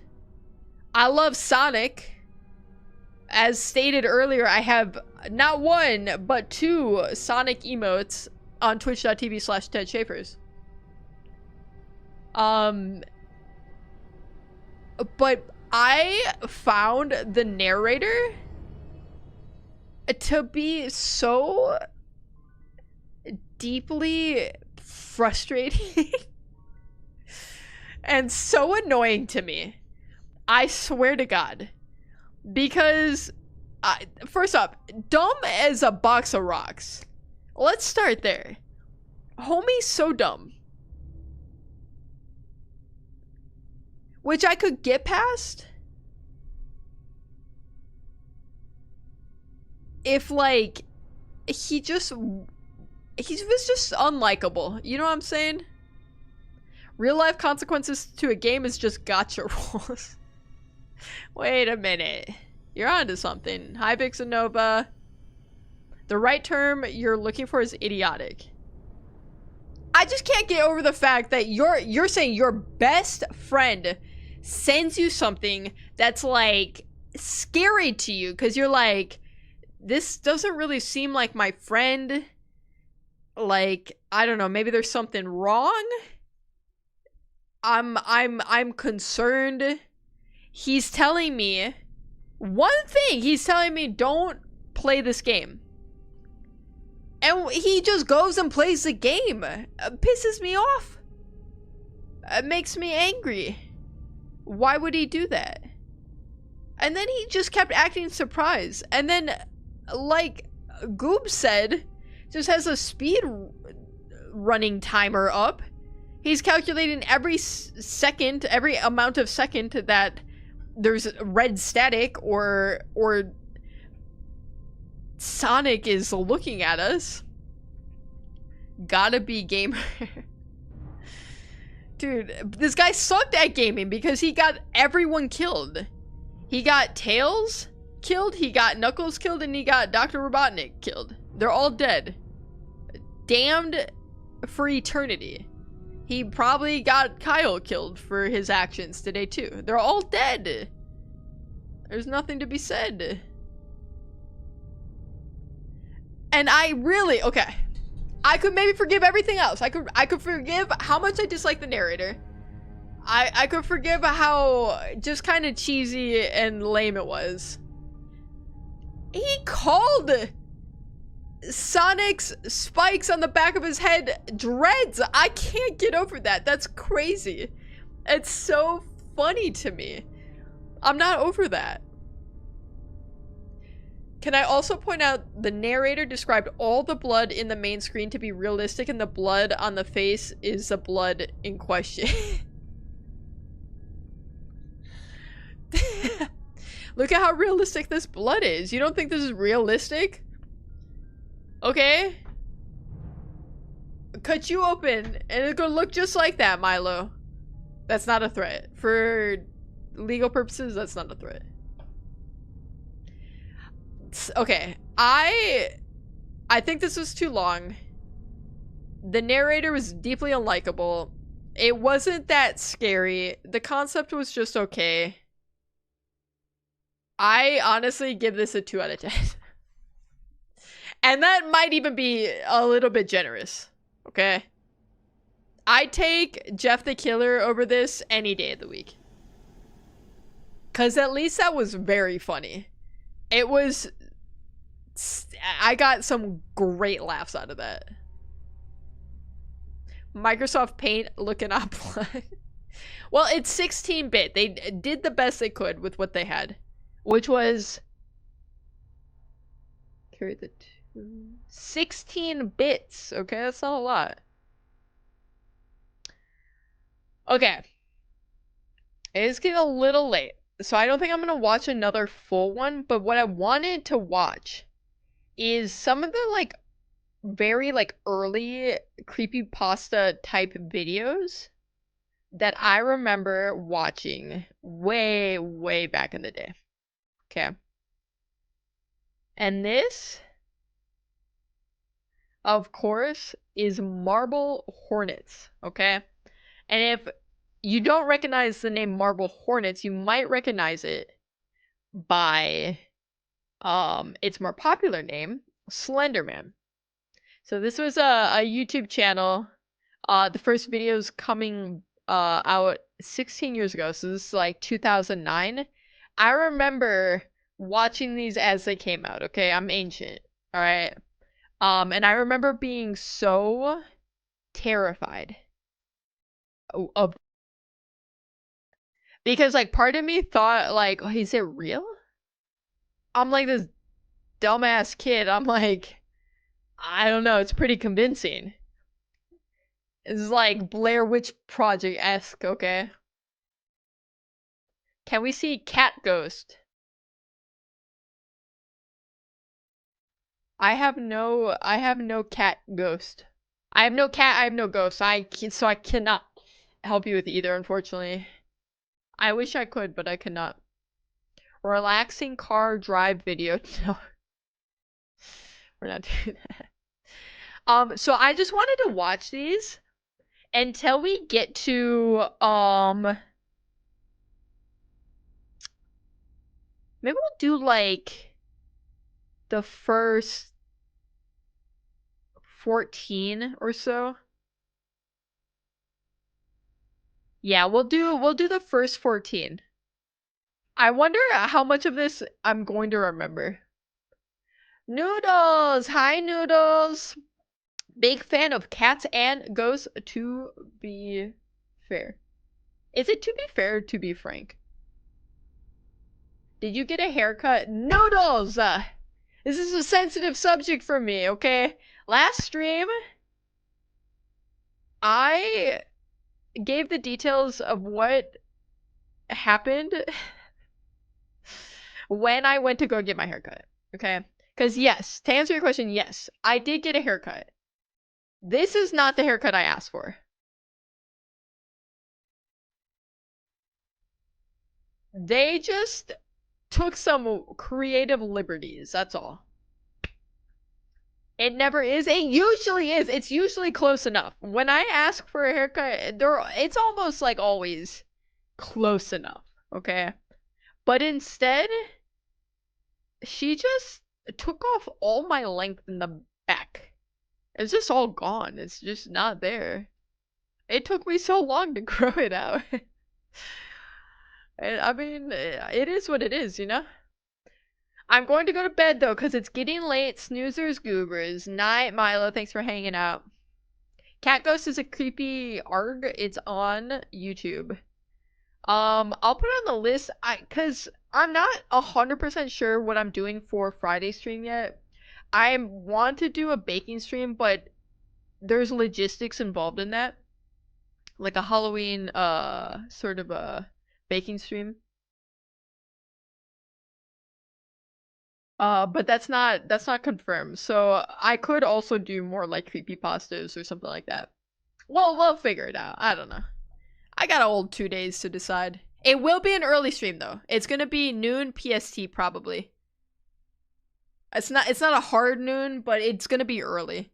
I want to do it before Halloween, before like it gets dark, because Loopy and I are gonna pass out candy. We're getting pizza. We're gonna pass out candy. It's gonna be fun. Can we get real pasta? I got real pasta hanging up on my wall back there. Pasta spewing out of a man's mouth as he's on all fours. If you've seen the picture, it makes more sense. Actually, no, it doesn't. It doesn't make more sense if you see that. Okay, so we're gonna watch some of the Marble Hornets videos. These are what we've rated so far. Jeff the Killer, 5 out of 10. Russian Sleep Experiment, 9 out of 10. Sonic.exe, 2 out of 10. God, that one was tough to get through. I'm not gonna lie. I was struggling at times. Wanna go fight them? I'll do it. I'm very sensitive about haircuts. Reverse mullet. Okay. It's not that bad. The haircut itself is actually fine. And that's why I'm not that mad about it. And I'm not overly precious about my hair since I cut it all off at some point. I liked it at the length it was at, and it's gone, and I spent like a couple days mourning the loss of it, mostly because I wasn't prepared for it. I didn't ask for it. For the record, I showed a picture of what I wanted. This isn't what I showed in that picture. I'll tell you that much. But overall, I'm like, it's fine, you know? Like, it'll grow back. It's gonna take like 9 months for it to grow back, but we'll get there. Okay. Let me pause this scary music. I do that? I have to have a little, because I killed all the lights, because I wanted it to be spooky, obviously. But I have like a white background up. So anytime I tab off of it, I'm just, look at this. I'm nothing. I'm it's so dark in here. I'm so sensitive about bad haircuts. I mean, that's valid. Haircuts are a really, really huge part of like the way you look, the way you feel. Like your whole aesthetic is very much centered around haircuts. So I get that 100%. When people like cry after haircuts and stuff like that, like I understand that completely. I just am not one of those people. I had my hair long, like probably like mid back to like, you know, like I don't know, bottom shoulder blades length. I don't know, long hair for my whole life until like maybe like 4 years ago, and I had Loopy buzz it all off. And it was like nerve-wracking, but honestly, I was so happy that I did it because I feel like it was just liberating in a way. Because I always wore my hair in the same way. I was always like afraid to try anything new, and then I was like forced to. I couldn't hide behind my hair because I didn't have any of it. And then as it grew out, it when you have shorter hair, you're kind of forced to be more creative with it sometimes. I don't know. It was an interesting experiment, and then I liked it. It's so much nicer having short hair, let me tell you. Long hair sucks. Grow hair with the Lorax song. I tried and it just didn't work. I don't know. And then I put on a sneed and it's I just went to bed. My identity is stolen, you know? I get it completely. Like you see people with like different haircuts and they can look like a completely different person. It's crazy. Okay, so video 1 of Marble Hornets, aka Slenderman. Let's rip it. I need a playlist. Hold on.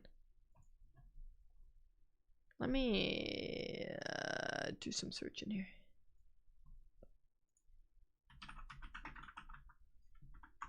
I said I'll go to 14.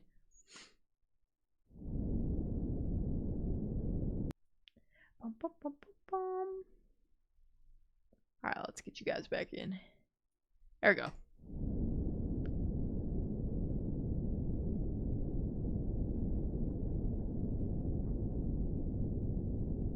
Alright, Alex, what you got for us?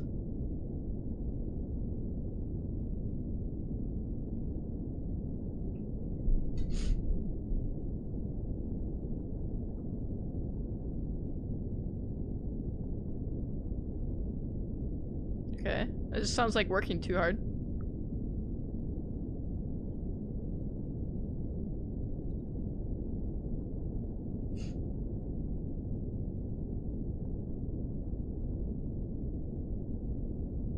Unworkable conditions? Bro, you make the conditions. You're making the movie. Okay.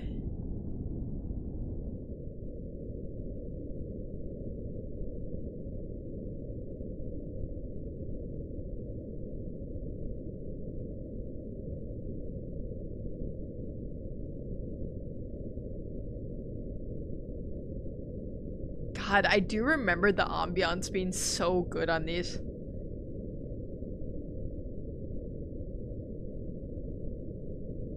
because it's so good to just kind of pique your interest. It's like just creepy enough.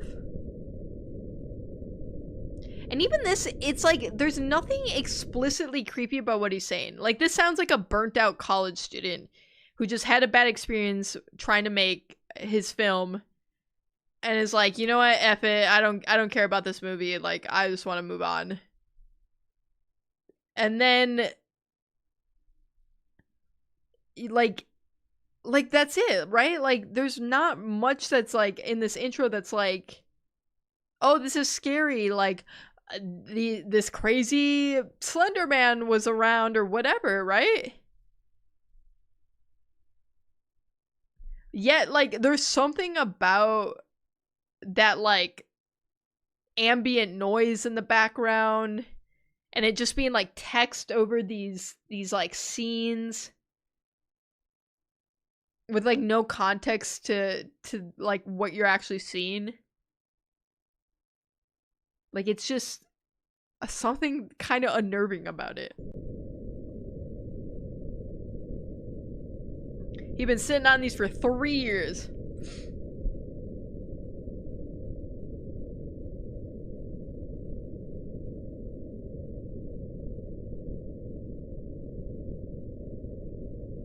And I feel like this video does a really good job to set it up where it's like this real thing, right? What are these? How did I make these subtitles go away? What the? Why was that the default for me? Blenderman and Renderman are the two entities in every 3D game project. It makes it feel like it could happen to you if it's so normal to. Exactly. It's very much like Blair Witch Project type thing. Where like you might think it's real at first. I mean, as a kid, I thought I knew like it has to be fake, right? But it was realistic enough, and the way that this story was told to me at the time felt like it could definitely be real. And that was the really freaky part to me.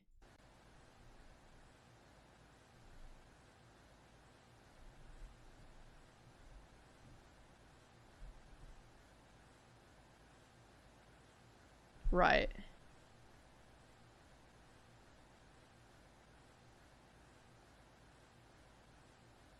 I'm gonna see it. It's gonna freak me out.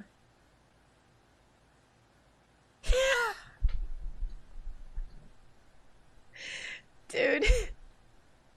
The way that terrified me as a kid, but it's so funny looking now. Because obviously it's just a guy in a suit and a bodysuit underneath. I remember it looking so much scarier than that. That's so funny. Do we get sound on this one? Late tonight, and I was taking Rocky for his walk about 20 minutes ago, so around midnight. This was near the set of Marble Hornets. A little bit farther down the road, we saw this really tall guy standing in the middle of the street, just completely still. For whatever reason, this really set off Rocky. And okay. One thing that actually benefits us a lot is the fact that it came out 16 years ago. Because what quality are we rocking? 480. 480 makes this so much more terrifying than if it was 1080p.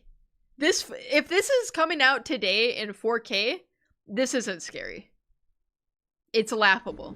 he got really scared. He wouldn't move, and he kept. I can count the amount of pixels in here right now. There was something about this guy that was just, it was strange. So we headed back home. I have a little bit of time left on this tape, and I'm going to go see if he's still hanging around. In fact, I think this is the light that he was standing under. So I'm going to have a look here.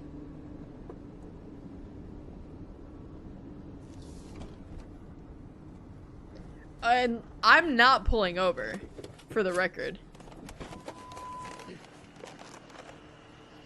Okay, you can't really. Is this the original upload? It is. Dude, the quality is so much worse than I remember it, I swear. I don't see anyone around here, so I guess he's moved on. But yeah, there's just something about that. And then he died.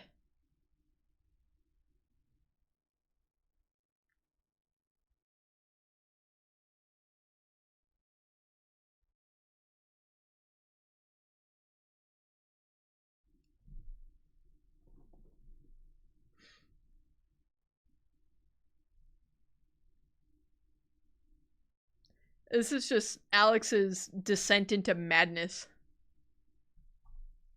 Loopy, have you never seen this before? Have I never made you watch Marble Hornets? How do you just hold up, let me die in the woods real quick? Why does he get out of the car? That's the craziest part to me. You could just film from inside your car, right? That's wild. Dude, I still love how this story is told so well. It's so good.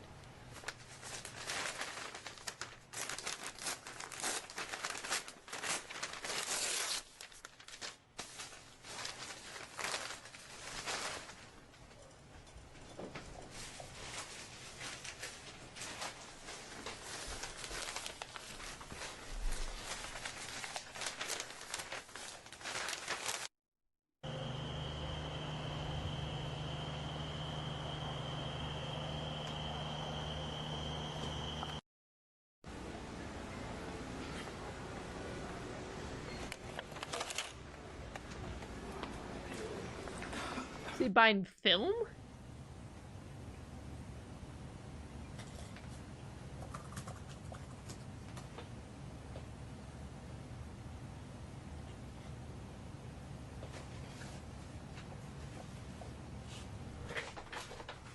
My poor boy Alex.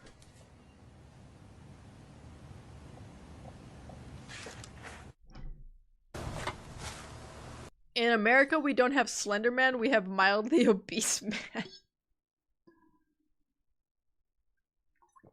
We have clogged arteries, man.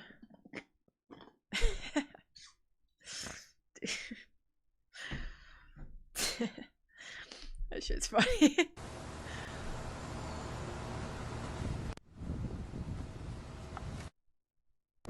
Of course he's not gonna be out during the day, Alex! Get a grip, man!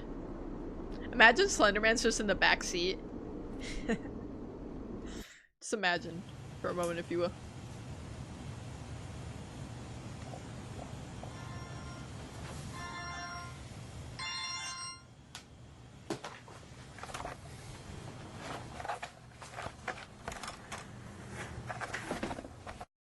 Damn, this is really how YouTube videos used to be back in the day. It's so crazy because I remember all of this looking so much better and so much more clear. Dude, I can't see anything. McDonald's, man. Yo, can we get some McDonald's? Except you only see Slenderman going through the drive-thru at dark. That's the only sightings.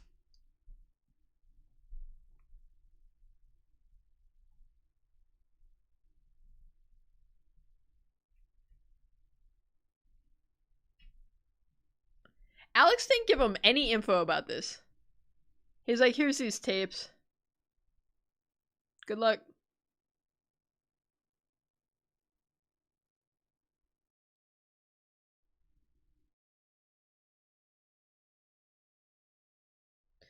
Oh my god, this makes me feel very anxious. I don't like this at all. Ah! I get that it's so goofy. Cause again, it's just a guy in like in a face mask and a suit. Just running across the screen. But it's just the no audio kills me. It makes it so much creepier. Like, it's so much more creepy.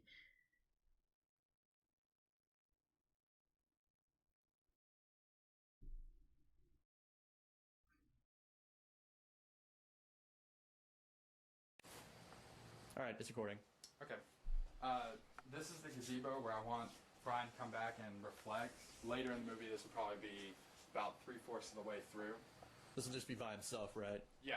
I'm thinking about maybe putting it. Okay, I'm not trying to dog on this guy, but why does he have the posture of Roger from American Dad?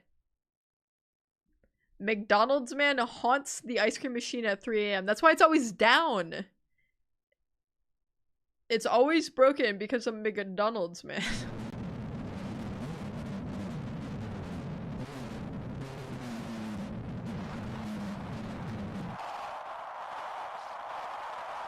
He was trying to send a message. Slendy said, do not film here. This is my turf. Where do we suppose Slenderman sleeps? Actually go back to Sarah, try to win her back. And we got a good number of shots here. We have the stream down there. Yeah, I guess you could call that... I guess you could call that a stream, technically. Yeah, why not? Slender-chan. I don't know what that means.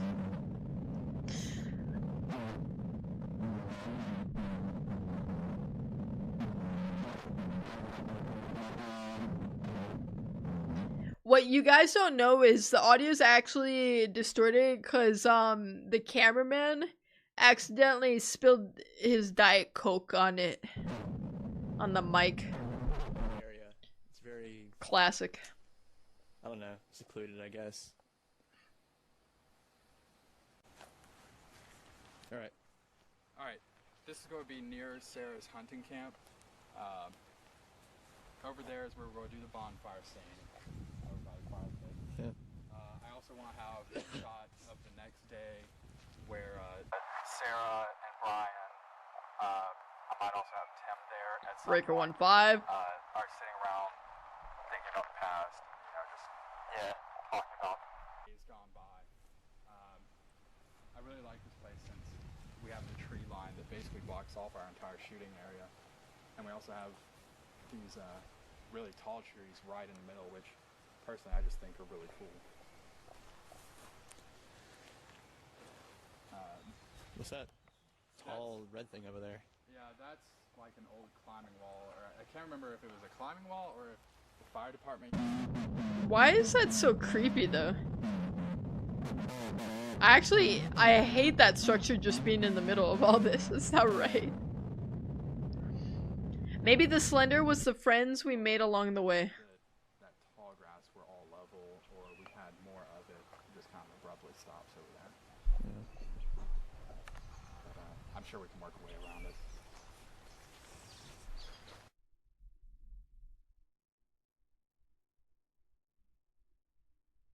There have been numerous instances.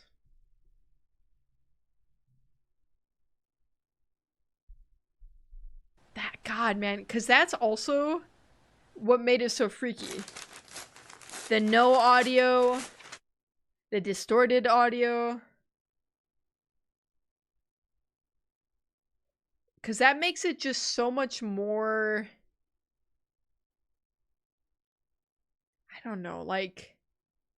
otherworldly, you know?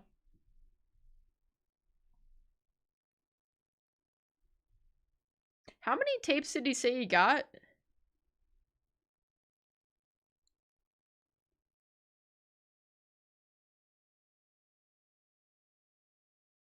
Do you think anyone's went through all these clips and they've kind of determined the chronological order of all of the clips? See, that one's good. That one is just creepy enough. Ah, God, no!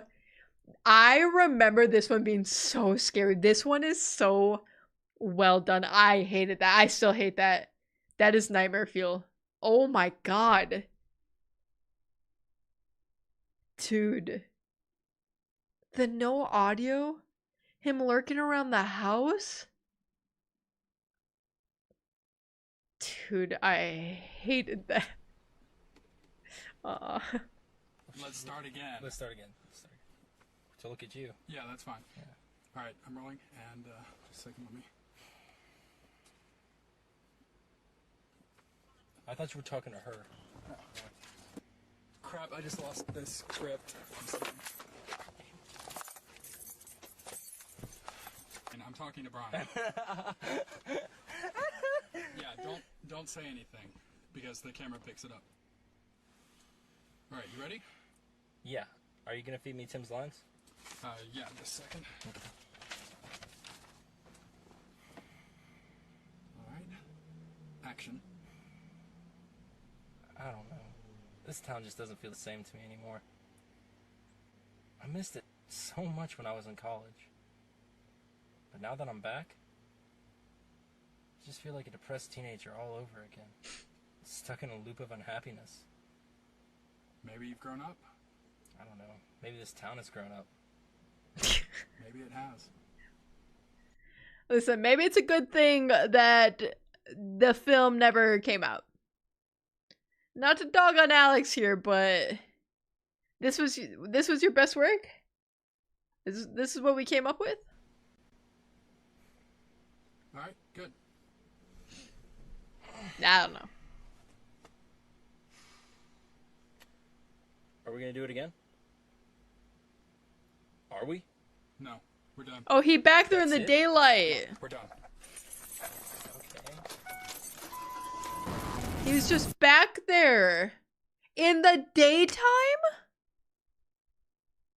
Just imagining Slenderman walking by during the cringe dialogue. He's just trying to eavesdrop because he was like, damn, this is not good. He's just he's a lover of fine art and film, and he could not bear for the travesty of Marble Hornets to ever come out. He was just trying to stop it. He was doing his due diligence to the world. He loves his indie films, but not this one. Definitely not this one.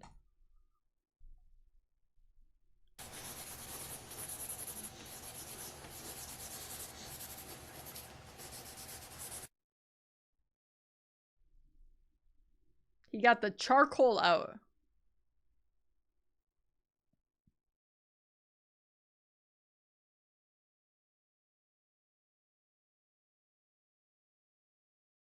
That's pretty spoopy. Guys, the way to fend off creepypasta is to be extraordinarily cringe. Then nothing can hurt you. To be cringe is to be free. Seemed really distant ever since he came back, you know? And? I mean, have you talked to him at all? No. Well, did he come back because of you? Because he never told me why he was here. These guys, their acting is... He went off to the city and that's that. Yeah. Hello, Juilliard? I got some talent for you. I mean, what's the plan now for you? What's next? I'm not really gonna do anything. We're gonna do it again.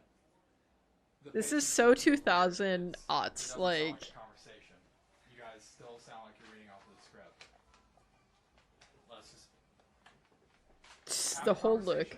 Let's do it again. Still, 8 takes. Still.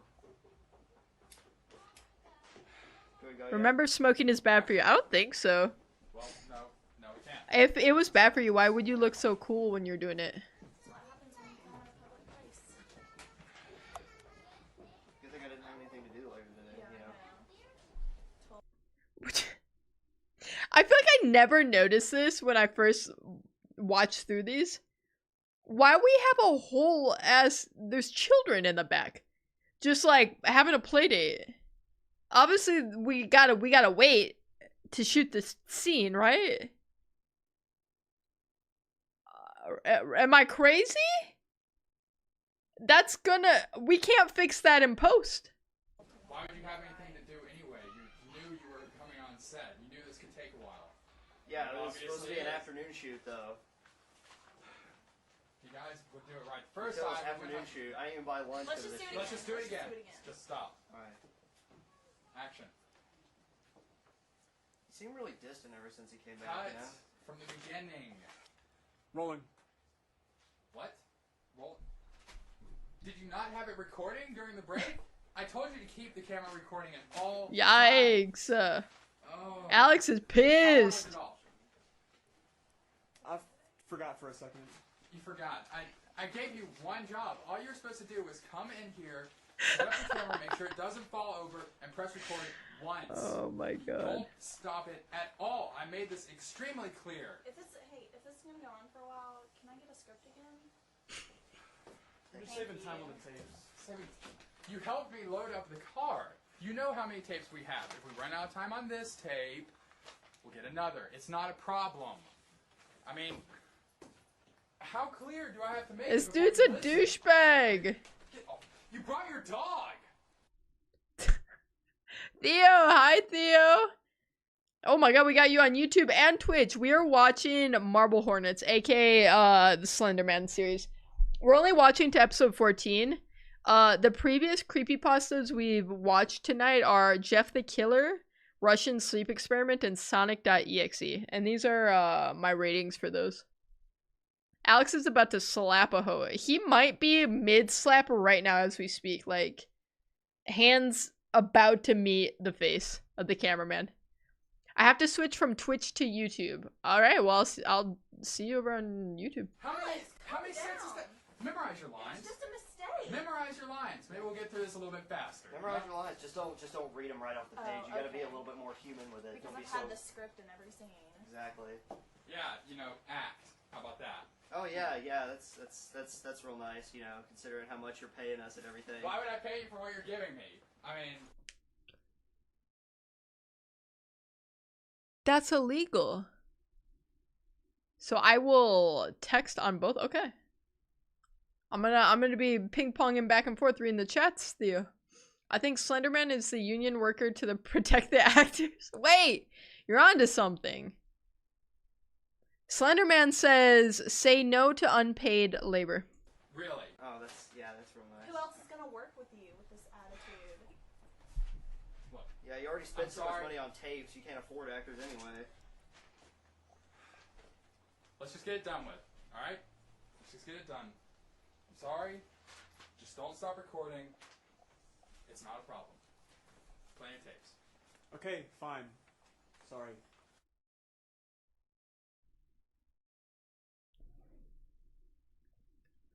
Anthony, hello. Welcome in. I feel like this is just the way Alex is. I don't know. He just seems like the type. What?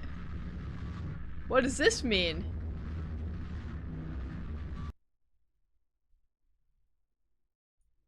In a game I play, you can get chased by Slenderman in a squeaky wheelchair while collecting 8 pages. Well, that'd be terrifying.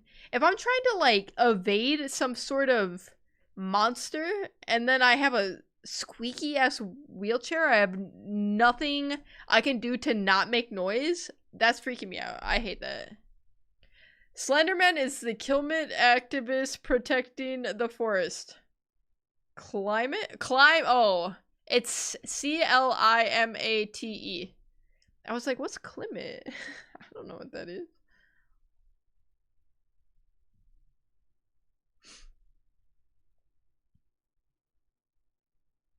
Alex right now. Oh god, that's literally what he's doing. Sorry, English isn't my language. That's okay, Theo. We'll get there together. You were close on your second guess. It's a C, and then there's an E at the end. I'm sure if I could see more than 5 pixels, this would be scary.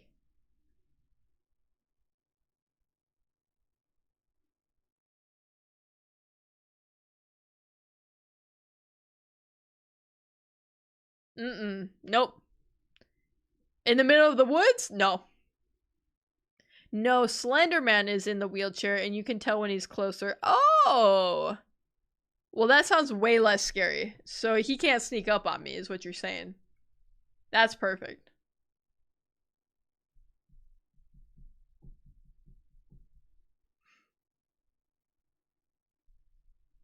Reminds me of the Vita Carnes tapes. I'm not familiar with that. Oh. Oh! Bro, Alex, you gotta run better. Work on your cardio, because he's just right there the whole time. Okay, but to be fair, what has Slenderman done to him? He hasn't caused harm to him, as far as we know. Why is he so scared? It's just a guy, no? It's your friendly union worker. Don't forget to pay your union dues.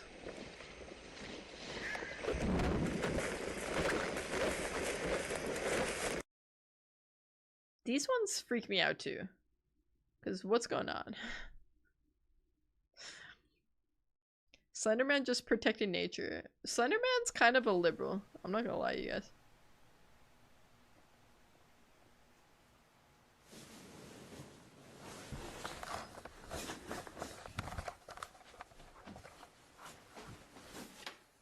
God, I remember this one. I remember this one. I hate I can't. That's a woker man.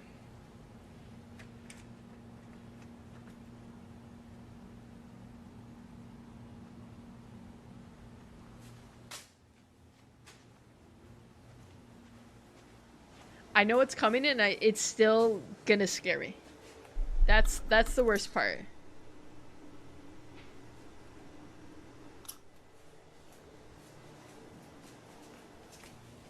This was me for real after somebody tried to break into my house. For like months after, I would like wake up in a cold sweat and I'd have to go like check all the doors, like check that all the windows are locked. I'd check to this day, I still check every room before I go to bed. I check the closets, everything. I ain't messing around. Not me. That messed me up.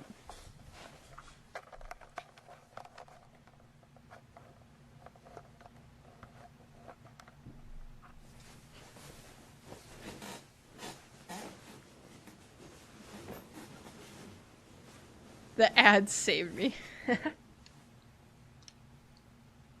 Slenderman doesn't discriminate, he goes after everyone. That's true. Deluge. Deluge. Deluge. Deluge. I'm looking at mattresses. Vixenova's in another world. I don't know. He'll move. Let's go ahead and get this shot. It's so Okay. hot. As long as we have the camera shot, just get set to control it, and we'll be... I'm looking at Google Pixel. Not in this part. Theo and Vixenova are both just in ads right now. R.I.P. Oh my god, I hated that. As we cross into the frame.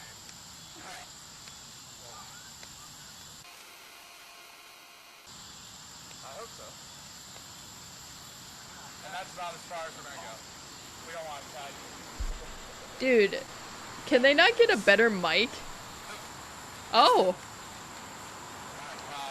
Let's get him off the set. I hope he's not angry at it. Hey, buddy. I'm looking at a fertility cycle tracker app. Well, welcome back. You didn't miss too much.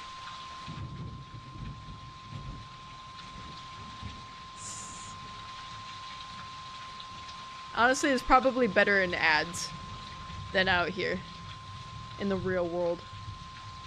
It's scary out here. I don't like it. Yeah.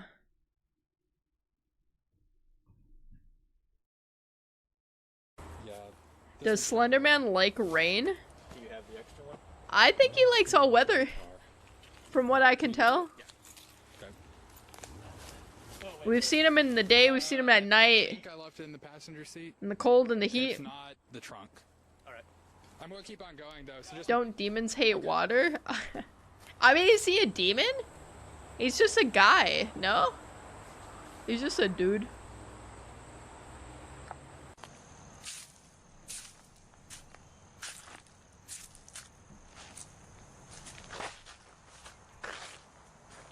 It's the Xbox logo. Dude, I remember this from the game. Like this exact building. Ghosts in general don't like it, but can't. I thought they're like a non-physical entity.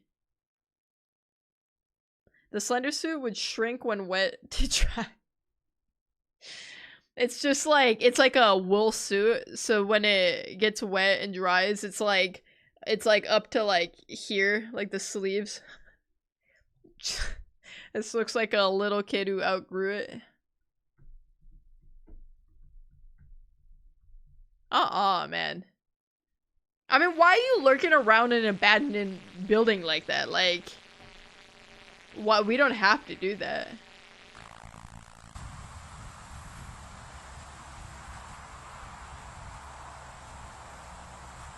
Is this Alex out here? It's very expensive to have that suit. Like, imagine the dry cleaning fees when you're just lurking around in the forest all the time. You'd have to get it cleaned constantly.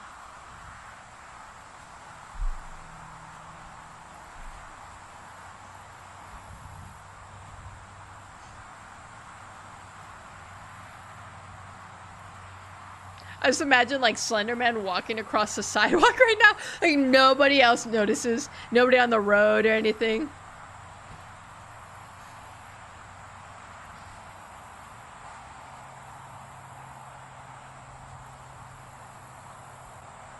This series has a really good mix of videos where nothing happens and videos where things happen. You know? And there's so much like intrigue. This is also the last video we're watching. That's why I said no. I'd watch through 14.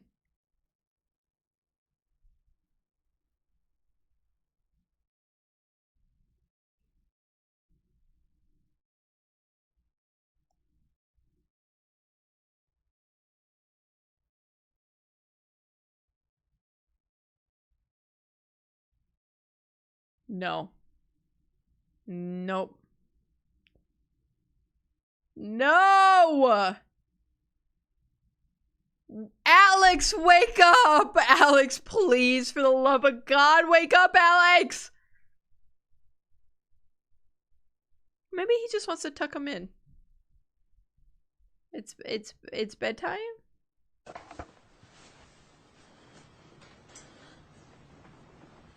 How does he not catch him? When I was little, I thought Slenderman lived in the USA. Like, Slenderman was like a legit person. I mean, honestly, it's plausible. Okay, but you would know if you kept your door cracked a certain way like that, no?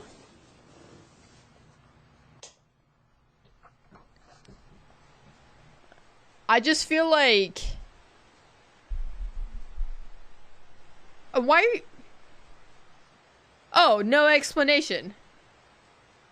I guess he wasn't just tucking him into bed. My bad. I was wrong. Oh, you weren't scared because you're like, oh, that's America's problem. That's not my problem. Over in Europe. We gotta get to Alex to get answers now. Dude, okay. Marble Hornets, man. Dare I say, okay, it's more cheesy than it was at the time. Granted. But is it crazy to say that it kind of stands the test of time a little bit? There's a couple of filler episodes, like the one where the actors are talking. It's painfully bad. It's painfully cringe. But everything else is really, really well done. And I really like it. It's kind of like peak to me. I can't speak for... I don't think I've ever watched the entire series, so I can't speak to that. But everything is so good on it, you know? I don't know. I'm a big fan. Because when it's good, it's so, so good. When it's bad, it's just alright. You know what I mean? So it's not like there's these really low lows to balance out the high highs. I feel like there's high highs and then a lot of it's just like okay or good, you know? Eternal bed for real. Safety hack, close all your doors at night to prevent fire from spreading faster. Oh, that is a good safety hack. Also, make sure you have fire extinguishers that are not expired in your house. Did you know fire extinguishers could expire? They do, like every 10 years or so.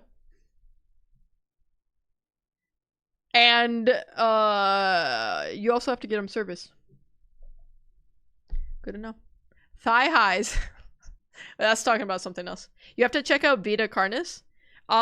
Maybe if I do more one day, I will. If I do more creepypastas. I'm giving Marble Hornets. I'm gonna be honest, you guys, because I think I have a fair amount of nostalgia wrapped up in this. Slenderman is classic. I love the way this is told. It's a 10 out of 10 for me. I do think it stands up. Listen, I understand some of it's a little bit cringe. I'm not denying that, okay? But it's fun. It's really scary at times. It's unnerving almost the entire time. It's just good. I love the ambiance. I love the uniqueness of it. And it is so, so iconic. I mean, come on, you know? And now, I promised you guys a palate cleanser. I promised you. They're all gonna be 10 minutes because that's when you get max revenue. Give me some shorts.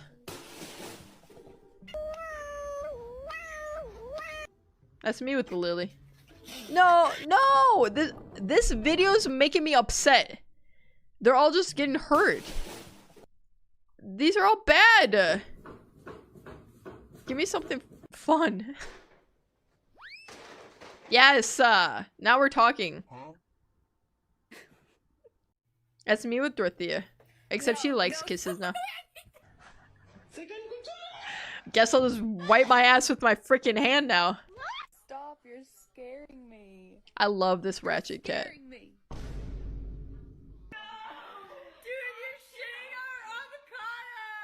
Oh my god, I grounded that cat. Are you kidding me? We'll watch a few more clips.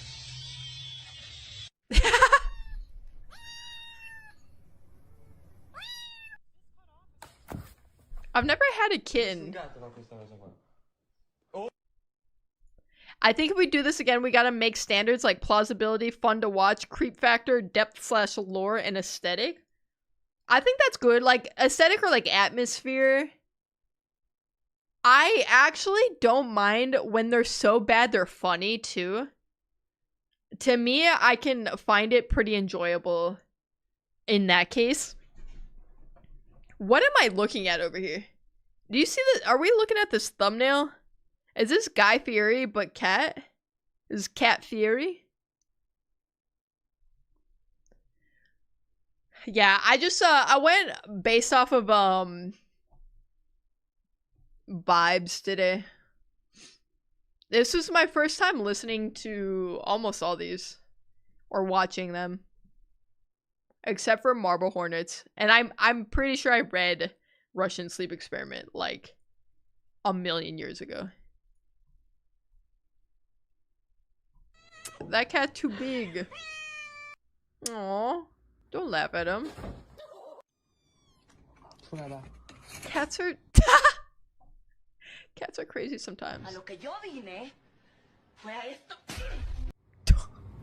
The misdirection's crazy. Aw, spicy little kitties. Oh. Oh. This is what Bev does. Her little blips. Also that. Bev loves human food.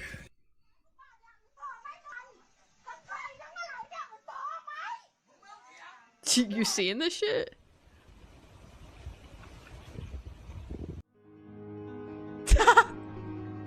Dude, is he really doing that? Did he really do that? Oh my god. I told you guys about how Lily was trying to play with a scorpion. That would be her. Got no sense of danger. Saw a scorpion, she pats it a little bit. Something wrong with that girl. Alright, gamers. That's gonna do it for me. Super fun stream. I definitely would love to do another creepypasta stream because, like I said, a big fan. Personally, me, big fan of it. I am going to raid because I think Noodles is live. So I'm gonna send you guys over to Noodles. Please look at Hole Puncher Cat. All right, we'll do one more. Hole Puncher Cat. Oh yeah. Oh yeah. Yep. Yep. I bet that feels so good. Just, oh, ethereal. Can we share in Discord and what channel? Oh, like videos and stuff? You can do it in like specific, I guess. I feel like it's a fine place. There's no like hard, fast rules. Memes and clips are really the only ones where they're like, you know, have some specific purpose, but I feel like general's more for chit chat and specifics more for like specific things, for lack of a better word. The creepypastas and spooky. Yeah. Yeah, you can put them there. Alright, so I'm gonna raid Nudie. But I want to thank you guys for hanging out. I'll be live early on Friday. Probably a Halloween baking stream. If not, I'll let you guys know in Discord. Exclamation point Discord if you're not already there. And that's gonna do it for me. Alright, let me get the raid set up. I always forget how to do this. Just Noodles TV. Okay. Alright, I'm sending you guys over. I'll miss you, but I'll see you right over on Noodles' channel in a minute. He's playing Lethal. So go give him some love. Follow him if you haven't already. And goodbye. See you later. Goodbye. Goodbye. We got like 8 seconds till the raid, so you know. Alright, see you over there. Bye.